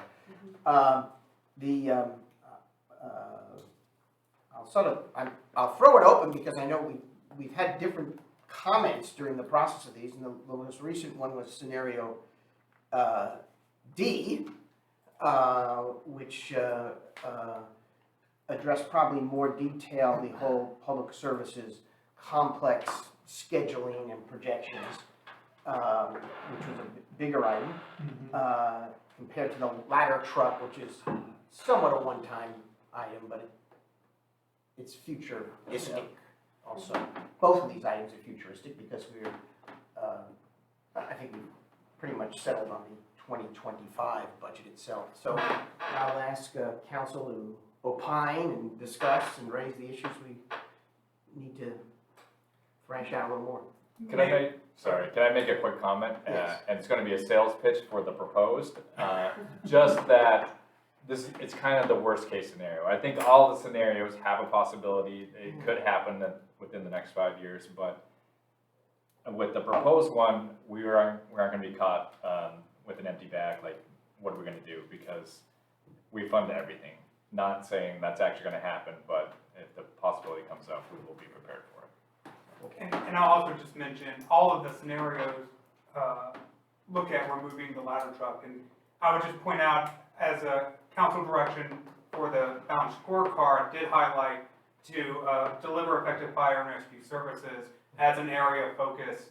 And so normally, we would look at the areas of focus, it's looking at the higher priority areas for village council. And under the current scenario, both of those, the big items looking at delivering effective fire and rescue services would actually not go into implementation until FY30. So if, regardless of the decision on the ladder truck, that would also move that area further outside, which again would change the alignment potentially in regards to what you all provided as a priority in 25 through 29. I think the way that is phrased, however, is unfortunate. It's a carry forward from a strategic goal or what have you. But we get 99% satisfaction. We are clearly delivering fire services that the public believes are virtually perfect. That they're 99%. So if you wanted to play devil's advocate, why would you contemplate $7 million to spend on something where your satisfaction rating is already 99%, unless you thought there was going to be a change in demography, traffic? So there are reasons where that could happen. Can I add an addendum to that? Sure.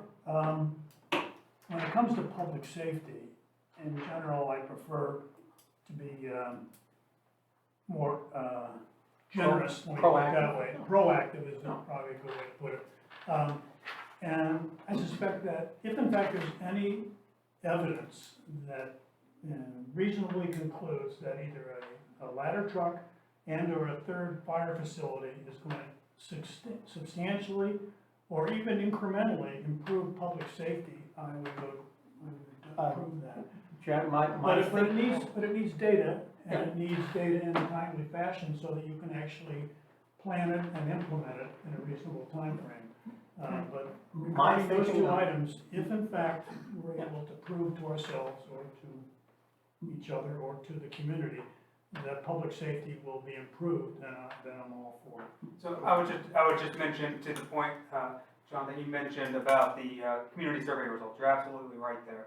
As a reminder, the areas of focus, when we first outlined them, that is one out of the 4 areas that we look at. So, and when we looked at the delivering effective fire and rescue services, there were no large areas of improvement under that community service aspect. However, when we looked at the performance gap, so compared to our benchmark communities, ETC averages, et cetera, but then also looking at the strategic challenges and the opportunities that you all defined, strategic challenges around increasing traffic and congestion, cost escalation, and South Moore County growth pressures aligned with that. And then looking at those opportunities, there was expansion and construction of new village facilities. That would make sense. But really, we were looking at the traffic, both and congestion, both within the village proper, but then also the Southern Moore County growth pressures as aligning, which is why that area came up. So satisfaction is high. You are absolutely correct. But there were these other areas that came into that calculation. So, if I could continue. And you were not there for the presentation because it was in So December. I'm lucky, since I didn't go to the strategic planning meeting, I'm able to make independent decisions. Oh, no. I'm not tied to my thoughts at that time. My thinking was driven at that time by the presentation Chief Cole made and by a couple of statements Jeff Morgan made about the value of getting there a minute early. Because if I recall the statistics, it was something like the total dispatches were 1,100 for non-fire related and 71 for fire. 1,100 is 3 a day. So right now, if we get a call out in the western extremity of the area that we cover, which is not beyond the village limits, let's just say that there. And then 3 minutes after we dispatch somebody in that direction, we get one in the other direction that the Blake Boulevard is not the logical respondent to. Having a third facility is going to impact that. Somebody's going to get there faster. So I'm not against this at all. I hope what comes out of the Birdie is some substantive data about expected improvements in response time, because I think that's likely to be for me anyway, the pivotal question. And trying to measure that against any dollar figure is really hard. I don't do that for a living. Insurance companies might, but I don't. Certainly don't have a stroke or a heart attack in Pine Wild or a fire. Right. Okay? Well, clearly if it happens in Pine Wild, we have that third facility, you're gonna have a lot better It's outcome. gonna, with a third facility. Well, and I'm not quite finished yet. I'm sorry, I apologize, I think you're not. So, that's kind of a set aside of, I don't wanna call it the elephant in the room, but the largest swing factor from a capital standpoint, even if it's not till 2030, because everything else being equal, the same 5 of us are gonna be sitting here a year from today, and it is gonna be in the 5-year plan. So we can't pretend that this just doesn't exist. I like the fact that Dana highlighted that we would get a signal here in either red or yellow if we were violating a guideline, and the good news is there's no red and there's no yellow in any of these scenarios. Okay? So, against that backdrop, and I hear Doug's, I would like to keep a rainy day fund. And understanding that we can change our minds, and we might well, depending on what the birdie comes out. I don't know how much that's going to impact a separate truck. I think it will be the pivotal factor for me on whether we build a third facility or not. And again, whether it needs to be 7 million. We got a lot of defining to do as to what that will be and what the real cost will be. Of the 4 scenarios, the one that consistently has the highest pad in it, the highest, call it rainy day fund over and above the rainy day fund we already have, is scenario D. It has the benefit of a flat tax rate, not to say we won't change it in any particular year.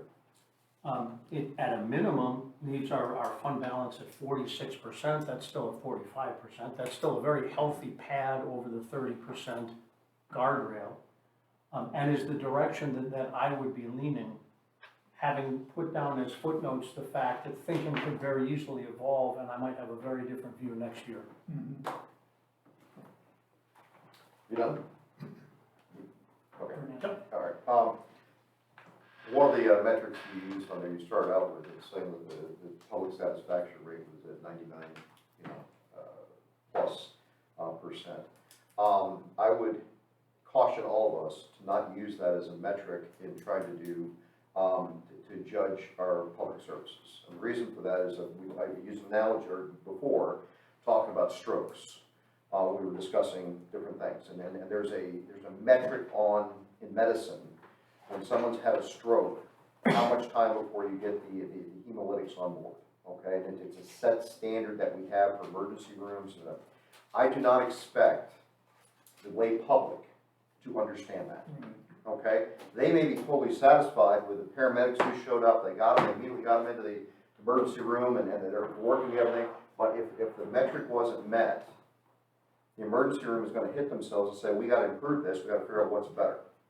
And we have had a presentation already, and I will trust that he knows a whole lot more about firefighting than I do, okay? And what's needed and what the national standards are. And so the things that are getting put on here didn't get put on here because the ladder truck looks cool in parades. They got put on here because there was a need that was perceived on there. I've got no problem listening again, I have no problem hearing what all's going on to it, but I think we should go with the proposed budget of what's happening here, because each one of these different items that we talked about here have been viewed by other councils, weighed, measured, and then placed and sent onto the 5-year plan, okay? So I think that all these things that came on here were put on there for a reason. I'm happy to hear you here again, but I think we need to go with the proposed budget that we currently have and not take them out. Yeah, the ladder truck, I don't recall when it was placed on here by the previous council. Maybe one time, but we know from our notes that it was rejected by staff 2 years ago. I mean, literally, it was literally rejected by staff. Okay, and I haven't talked to. Okay, well, was it not, let me, I raised a point. It was rejected by staff. It was removed by staff. Removed by staff, okay. So there's no history of it being long in the queue, all right? I disagree with that, but. Well, it's the fact. You can disagree with it, but it was. The staff will do what we ask them to do. No, it was removed by staff, not the council request. It was a staff recommendation. They removed it. Then when it came to a council at a retreat, somebody at the council requested that it be put back in. There's an exchange between Jane Hogeman and your predecessor on this. It's in writing. That's what occurred to it. As a matter of fact, I believe it was April of last year when this topic was before the council. And I said, I asked the village manager, I said, one big consideration for me about this ladder truck, at that time it was 1.7 million, is how how often do we use it? Because what do we do now? What we do now, you remember that. And what we do now is we borrow it. We have a mutual aid agreement with Aberdeen and Southern Pines. We all work together. And when we need it, we borrow it. So I said to him, how often do we do that? And he said, well, in his memory, he could remember one time. That you're talking about fireworks needed on there versus how many times did it respond? No, I asked him, how many times did we need to borrow the truck? All right, you can watch, it's on the video. I got it, and But I remember him talking about the responses versus the actual Okay, need. now, he's, Okay. since that time said there's more, and since that time we now also learn there are more times. But in no data in the previous 4 years, was it ever listed or revealed or indicated how many times we borrowed a truck. So, why do you need a ladder truck?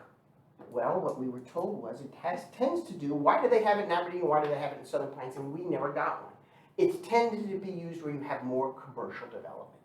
That is the point of what I was told about it. And I checked next door, and yes, they have ones because they have taller buildings, all right, than we do.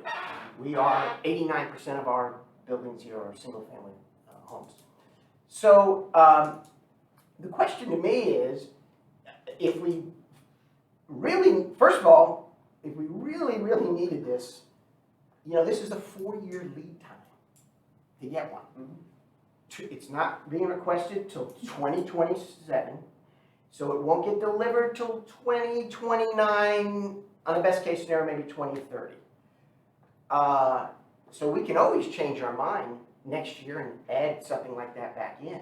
But to right now say, in 2027, we need to make a purchase of a ladder truck that we have never purchased before. I can't, it doesn't compute with me because we don't have what I'll call hard, viable data that's current that says we need to do this. If I may, we are using the terms ladder truck here. Yes. There has been a conversation interchangeably between a ladder truck and a quint. Yes. So a quint truck, which has different functionality, Right. which is outside of my pay grade. That's why the guy in the red knows it. But because of that, so we're using the term ladder truck here, and I just want to make sure we're not getting hung up specifically on the ladder truck. It's more the need for that type of apparatus. In an attempt to learn more about it, I called the company, or one of the companies. There's not like a showroom in every state where you can go pick out a fire truck. I learned. Okay, so I contacted one, they figured me out somewhere in Wisconsin and so forth. And I spoke to the person about what's involved in the purchasing of this and how does it work, and the quint, the ladder. And he says, well, it's a 2 to 3 year project. And I said, well, if we want to purchase it in year X and we'll get it in year Y, how do we financially, manage this? He says, well, you're going to have a purchase price. At that time when I was calling, it was 1.7, because I was operating on the 1.7 number. It's now 2.1. And he said, but you need to know that when you sign the contract, there is sort of a consumer price index escalator clause in that, because it takes us 2 to 3 years to get this done. And like everything else, parts increase and so forth. So it'll likely be costing you more depending on what goes on in the economy and so on. So again, I don't see the immediate need now. We might know more later down the road, 1. 2, there's also staffing requirements here. It's my understanding, having been talked to other people who know more about this than I do, that this isn't just a truck anybody can jump on. Am I right? It's just like not going from a Ford pickup to a Chevy pickup. This is a big deal. You need to be seriously trained and to be able to operate this. So there are costs associated with that. That's some of the research I've done on this to figure out whether or not now $2.1 million is a worthwhile commitment or listing of a possibility down the road to impact this 5-year plan of possibilities. I appreciate your research on there. My understanding is that we have a need in our village for a ladder truck. Period. Okay? If you don't think we have that need, then I would highly encourage we get another briefing from our chief of the fire department to the council in a work session and to bring all the facts up. Bring whatever data it is that we have, I have no okay? problem with more Because briefings. I will tell you that I do perceive the need, and from hearing them talking with before. Now, did I go research how you purchase a fire truck? No, I did not. But I'm listening to our experts talk about it. So, there's a difference here in what we perceive. Absolutely. I would ask that we have a presentation and answer the questions. Wouldn't it a parallel Bertie with the fire facility and/or a different fire apparatus make sense? Yeah, they almost have to be tied together Yes. because the staffing for one affects the staffing of the other. It's not a question of staffing, I think it's, I mean, Jeff, to be clear, to extend a little bit something Jack said. I wanna listen to data on a truck. If we build a house, a building out there, there's gonna be something in the building, whatever it is. If the data shows meaningful improvement in response times, I'm gonna wanna accelerate the building of the building, for the reasons Jack pointed out. That's maybe the best expenditure of public funds with a demonstrable benefit attached to it. And I'm not gonna be surprised if that's what it shows, for the reasons that you know as a doctor that I don't, and that I don't doubt. The truck's a separate issue. And the truck is the delta in all of these, not the building, because the building isn't in here yet. But I I suspect that I will be a voice toward accelerating the actual construction of a facility if data supports the fact that response times are gonna be, I'm making this up, 2 minutes better. Right? And again, one of the things, as I thought through the 99%, so did we segment that by region? Did all the people in Pinewell vote 30 and everyone, well, no, they couldn't have, or we wouldn't get to 99. So the general perception across all the geographies of what is alleged to be a representative survey is that we're doing a pretty good job. But we could be doing better in ways that 3 times a day, a truck leaves a building and goes out to try to help one of our constituents. And that will be what I will be looking for. There was one other factor that was brought up, and that was about the recent rating our fire department received, when it went from a 4 to a 2, correct me if I'm wrong. It's quite an achievement. There are not many fire departments in North Carolina and in the country that are at a 2 rating based on the news release, which I believe. One of the questions asked was if we had had a ladder truck when we got rated, would that have made us a 1? And the answer was no, it wouldn't. That's what I was told by the chief and the village manager. So again, it made me question the need for this ladder truck. Because if somebody said to me, no, if we had the ladder truck, we would have been rated number 1.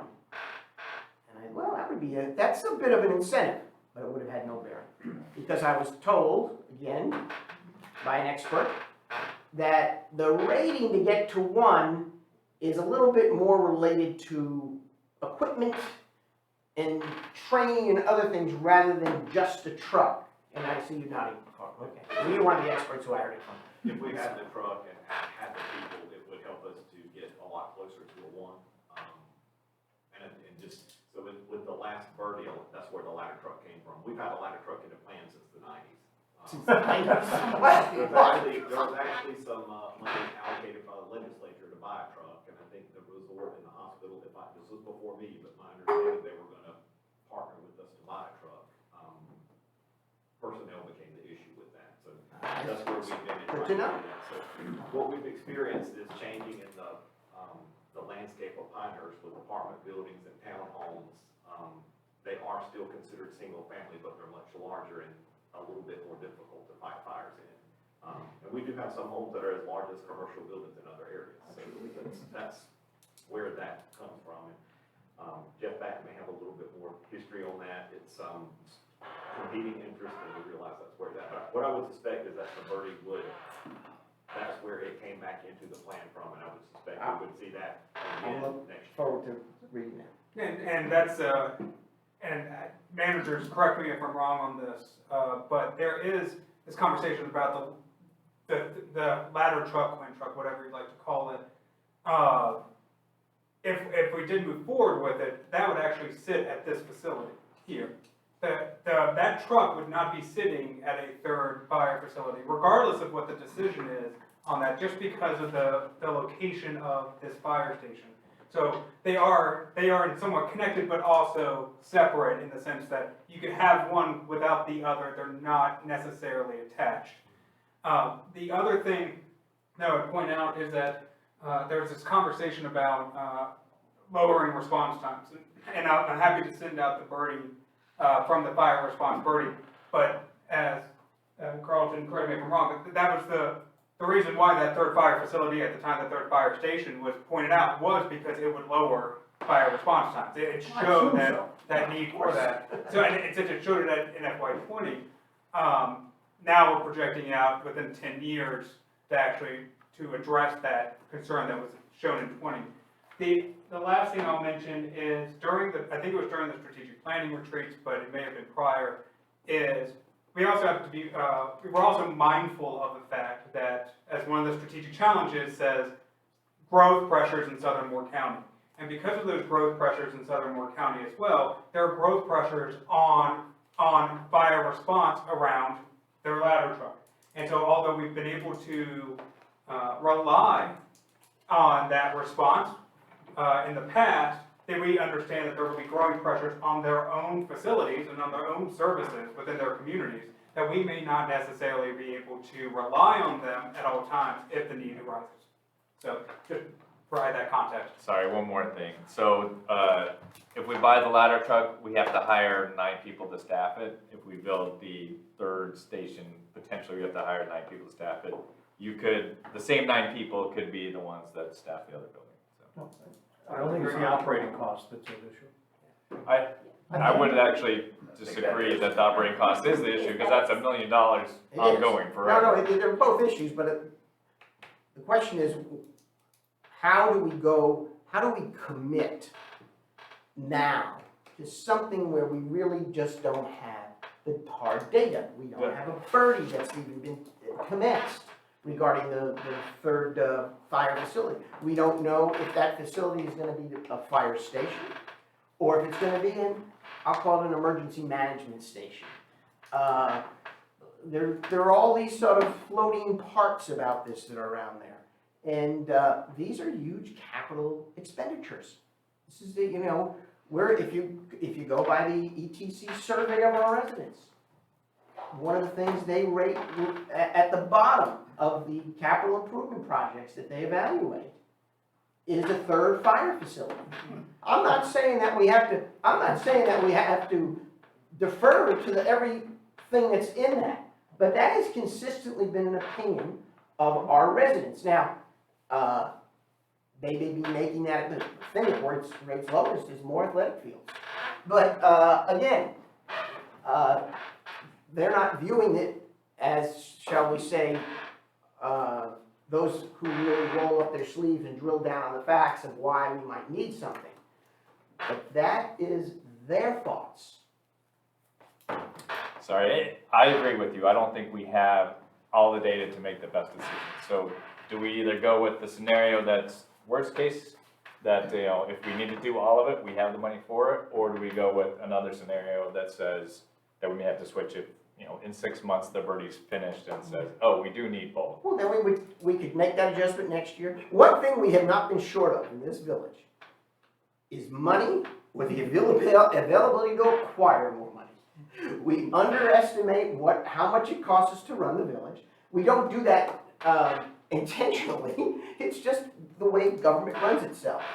And we underestimate the revenues that come in. We're fortunate. We live in Pinehurst. Property values increase. We get more income from that. We get more tourists. We get more income from that. So we're in a position to always catch up if we need to.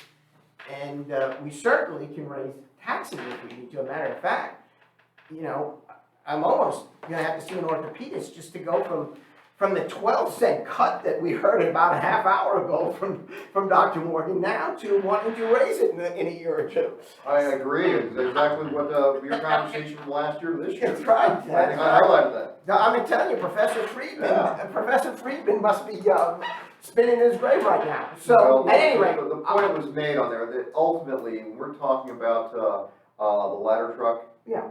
And I have confidence that every single council member here wants to have a judicious use of any monies that we have coming in, and we want to make sure we're purchasing things that are of need, okay?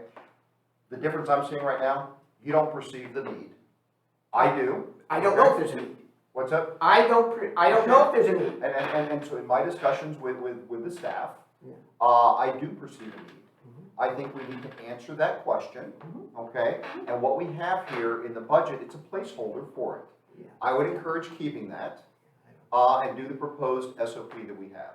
And then you can solve the problem there and not be an orthopedist going back and forth, because we'll have the same data to look at. Yeah, well, I recall when we first joined the council, there was a plug in there for $4.5 million for a carriage house. That was, oh boy, we were gonna have a carriage house, it's a code name for a very fashionable parking garage downtown. And lo and behold, the need dropped out about 2 years ago. So, certain needs, the placeholders, what they end up serving as sometimes is a collection plate of revenue from our residents that if we really need the revenue, we should ask them for it at a specific time, with a specific reason, with a specific deliverable we expect. That's the way I Well, view the it. conversation's a little abstract in a way, because the proposed tax rate does not preclude us from making the decision next year to include a ladder truck. No. It does not put us in a financial bind so that That's we true. couldn't execute that. That's true. So in that sense, a placeholder, keeping it as a placeholder is not in any way damaging, as long as some other things get considered carefully. But the tax rate, as it stands now, in the scenarios I've seen, are able to pay for a change in a decision next year. So in that sense, a placeholder isn't harmful. I would just I also don't know, point. I'm not agreeing because I haven't seen the data, whether it's necessary or not. That's an outstanding question that remains to be seen. Sorry, Matt, with respect to the clock ticking and what have you, we've not heard from Barb yet at all. The goal was for us to try to pick one of these scenarios so that come May 28th, there's something concrete to put in front Oh, of the yeah, we have public. to have something. I think we have a proposal for the proposed, we have a vote for scenario D, and we have unheard from constituencies. Go ahead, Barb. Your scenario, I was for scenario C, but I lost Yes, that. No, my suggestion was to remove the move of public services out of the 5-year forecast. I have been considering this for a long time because the justification for it is tied to a goal, which is to support a thriving business community.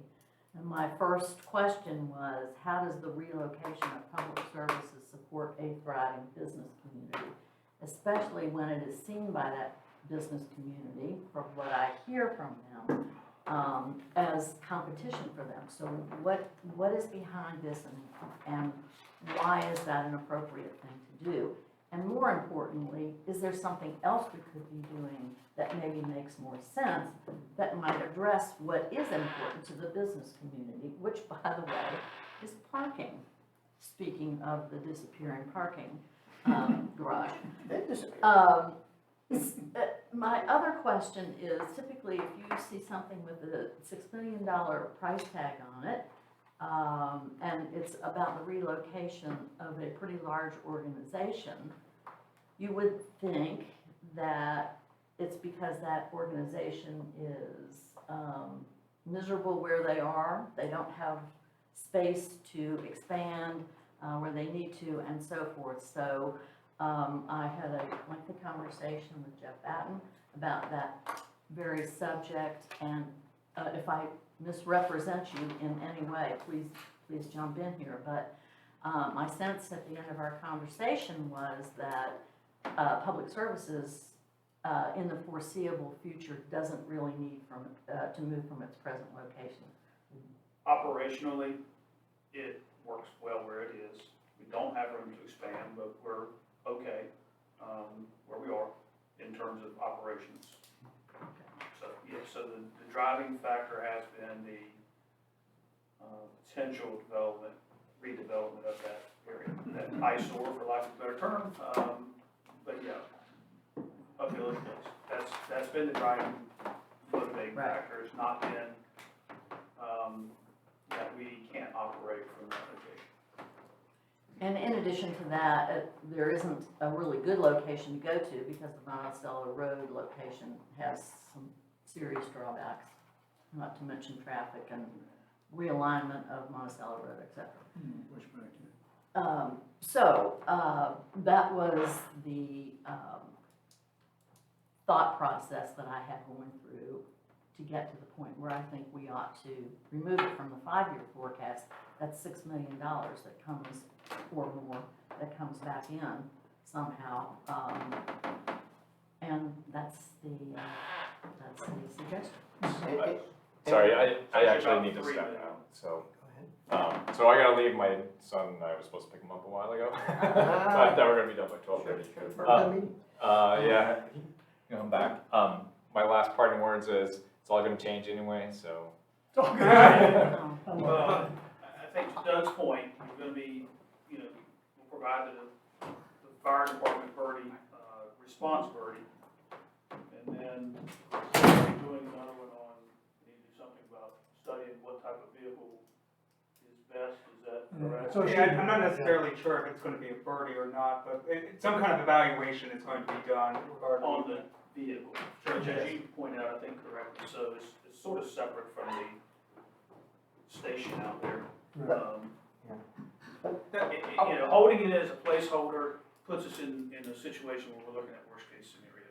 And come in December, you guys will be there at a retreat. This is gonna, probably things gonna shuffle and change anyway.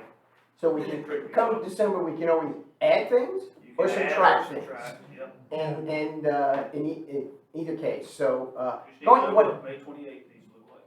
Barb mentioned, which was the public service relocation effort. That does not, what she's proposing, I want to be sure I understand it, does not remove the money we have to acquire land if we find something. Isn't that correct? Correct. That's the Okay. way the scenario is. So we are covered there. And if we were to do, though, anything in addition to that, whether it be obviously design a facility in new land and or proceed to move forward, then we would need to reallocate the funds we have, much of which is in our fund balance availability. We keep, Well, that was gonna be finance, some of that was gonna be finance. yeah, but part of it would be, but we keep forgetting that in this scenario, or this scenario, or other scenarios, we are sitting on a good amount of money in our fund balance availability.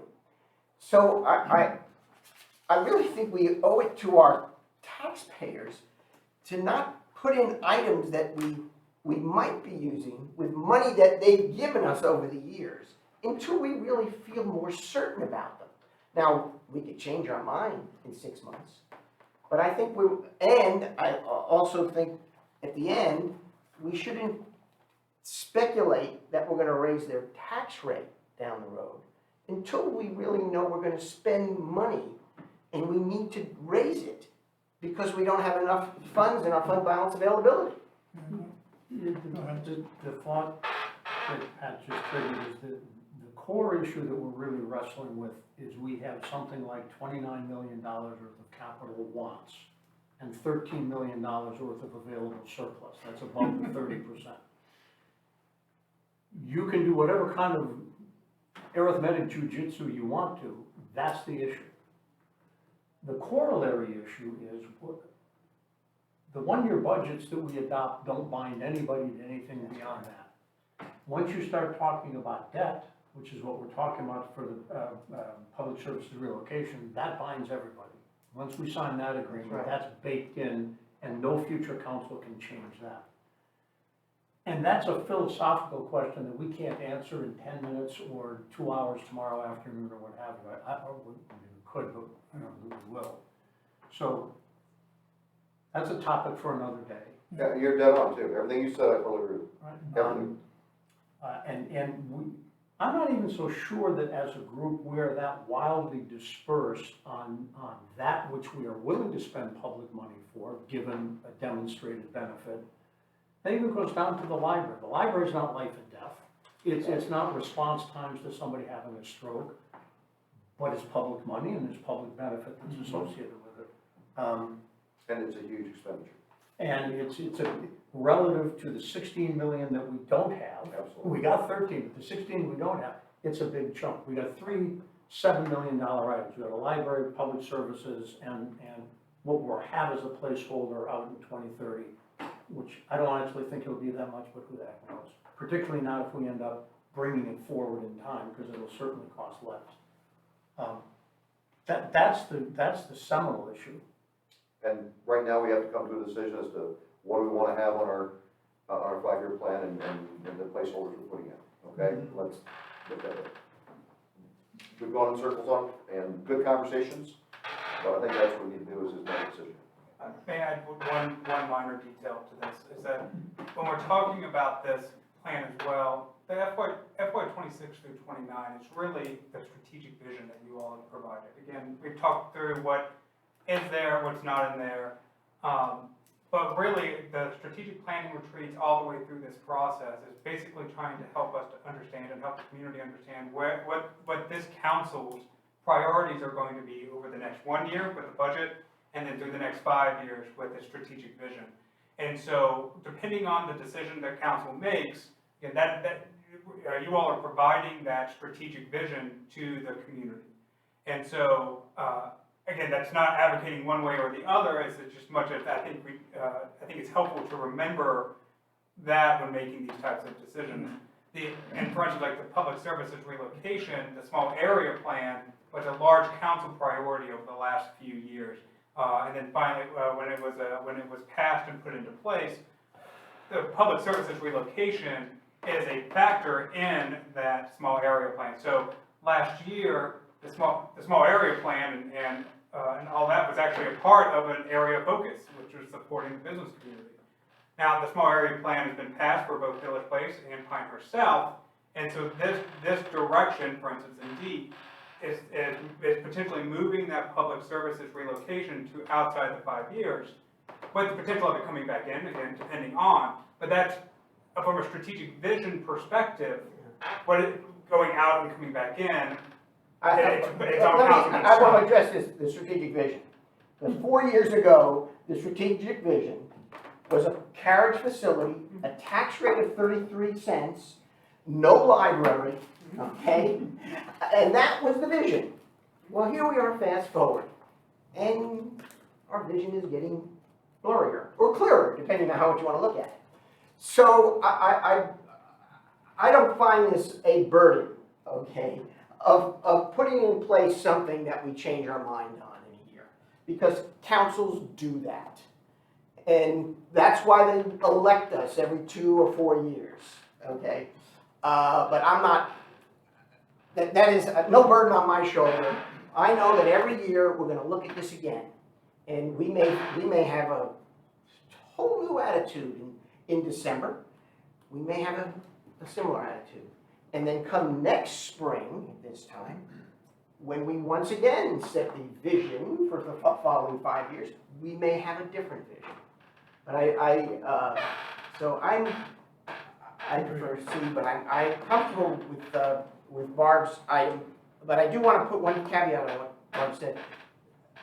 Nothing, if we adopt what she has proposed, nothing prevents us from selling the water tower property, for lack of a better word, because that's not in our public services complex right now. It's empty, and we recently acquired it, which 4 years ago in our vision we didn't have. So, I would really like to see us move forward on that. I don't think we want to dive into detail now. No, I don't, I just wanted to leave it out I would there. So argue with that because it is part of the plan area. It is. Has changed the zoning and so forth as the I agree. small area plan. I just didn't want to shut the door. I guess in the spirit of trying to get us to what might be at least a temporary conclusion, given the surplus that we have, I think I'd like an option that is a flat tax rate. I don't think we should projecting a tax increase just gives us more money to spend. It's an excuse to spend money, not necessarily driven by need. If we establish that need, we're gonna do what we need to do. The only one of these, and I don't want to go to scenario E or F or G, because that'll just take my time. Cut the alphabet The only off. one of these that has the flat tax and keeps us comfortably there would be scenario C, which still keeps, I mean, there is a better, if you imagine what now is the public services area empty, and said, well, what should we do with it? I think very few people said, well, let's relocate the public services facility there. We would do something else with that if we could. Well, Can't at the moment, without relocating it. It's a crucial part of what makes Pinehurst worth living in Pinehurst. if I recall, and I'm looking at it again to refresh my memory, C moves out the public services relocation. But it doesn't eliminate. It doesn't limit several years, so it's not as in our face as much, but it does not totally eliminate it at this point. But what we could next year change our mind and move it further out. Barbara, you're about to say something? You're this side of the table, get the vote here? Come on. Yes. Well, it does say remove the ladder truck, but if we have Verde, where we're gonna look at both the truck and the fire station, then that probably should be reflected in what we do. I would say we really do have a different scenario, which is removing public services relocation off the 5-year plan for the time being, bringing in something around the ladder truck and the fire station, whatever that is going to be. Well, we do have the design, $400,000 in there to design the fire facility. I think that's in FY 27, 28. 400,000. So I think Yes. there's no. That is untouched. That is untouched in any scenario. Okay. Yeah. So that is there.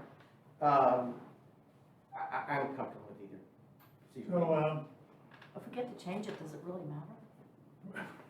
you're gonna change That was it? Doug's. That was gonna be, That was that Doug's was gonna be my final thought as well. If you're considering that it may be worthwhile to leave the ladder truck in, and even the public services, knowing that next December, you have an opportunity where you will have much more information as well, both about, do we have a property where we know public services can be moved? Is there a viable option for that?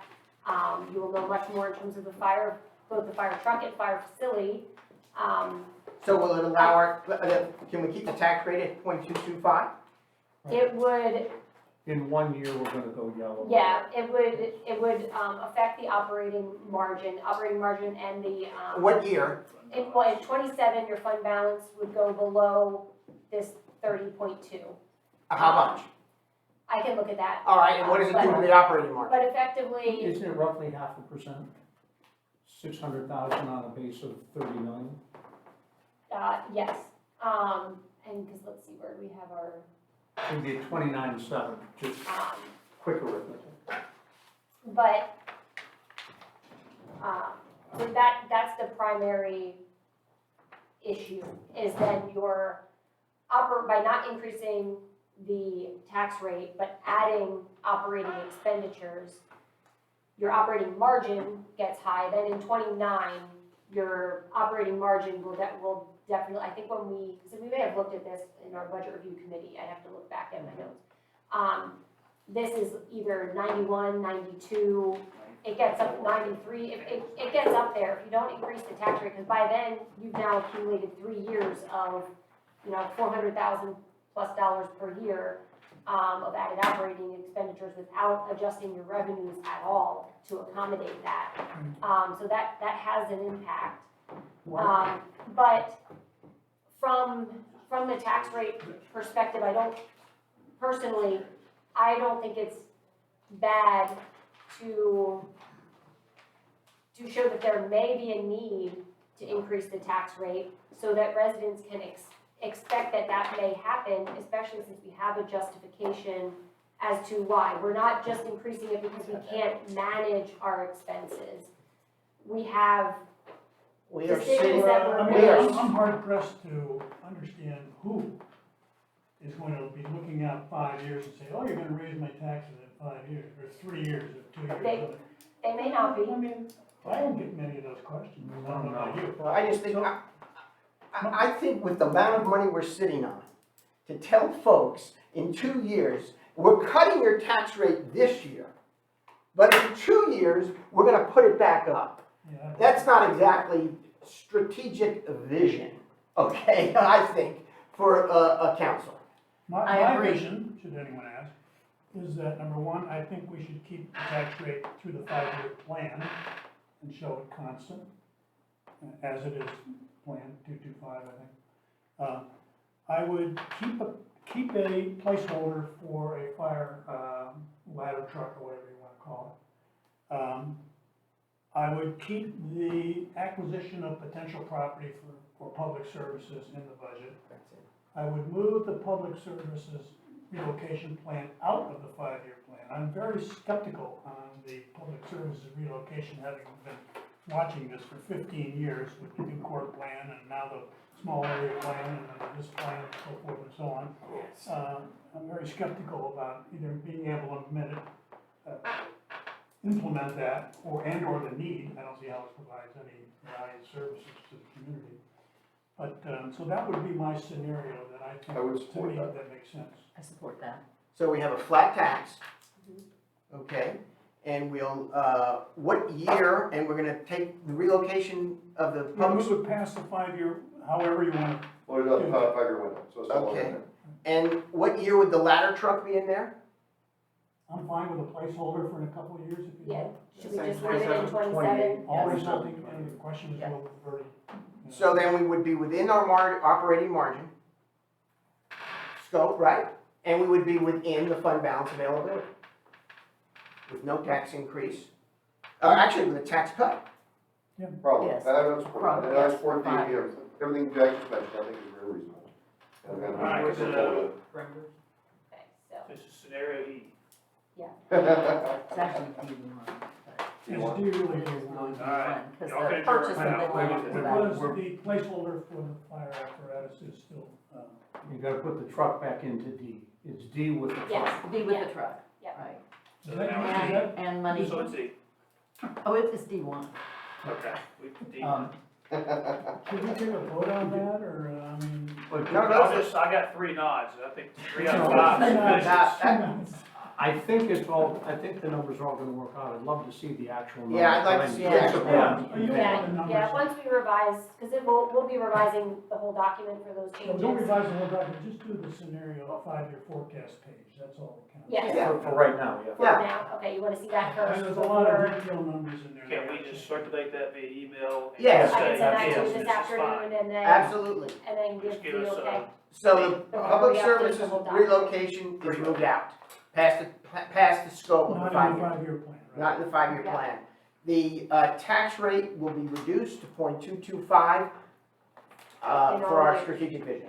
And the fire truck? And the fire truck will be in, what year do we think? 27? Okay, And yeah, the so scenario revenue, D so obviously the revenue associated with sale of the property is. is also Okay, removed. The Yes. all 40. the associated entries have to be. But the adjusted. purchase of new property is included. Correct, Correct. yeah, that's still in FY 25 in all the scenarios. Yep, in scenario D, when I removed the public service relocation, it kept the property acquisition in 25, but then I removed the design and site plan work in 26, the construction in 27, the debt service and also the sale of the property Right. in whichever year it ended up, depending on the scenario. Right. Yeah, so all of that was removed. You good with that? Yep, so yeah, basically scenario D, but put the ladder truck back in 27. Okay, Yep, so I'll send that this afternoon. wow. All right, so that will be what we'll look at May 28th. Is that Well, correct? that's Where did you check okay. the box? Assuming y'all respond, at least three of you say, this is good with us. Yeah, I'm good with that flat tax, I'm going forward. And Regardless of what the numbers. numbers look like. We'll see them this afternoon. Yeah, once we see the numbers. Yes. Don't add any more complexity. Okay. Yeah, we've gotta see the numbers. See the you know. numbers. Well, So we don't have It's to do gonna be anything fine. else today? No. Or- Nope, You and we're not. won't, no, you do not need to meet tomorrow, and Yeah, no if we meeting circulate tomorrow. that scenario, which it should come out, everything should come out. It should okay. be fine. And the Shouldn't budget, miss any, the budget ordinance is essentially what is in here. The budget ordinance will not change, because that is only. That's right, 'cause we already agreed on the budget. Yeah, ordinance I for mean, these, 2025. yeah, these changes really will only change a few sections. Like your whole general fund section, for the most part, will be the same, because a lot of it focuses just on FY 25's budget. There's things sprinkled here and there that we'll make sure we update, but for the most part, it's like the CIP and the forecast sections that deal with the future years in the forecast. And that's really what we're changing here. Good. So, yep, I'll send that to Okay. you this afternoon. I move to adjourn. Second. Aye. Uh,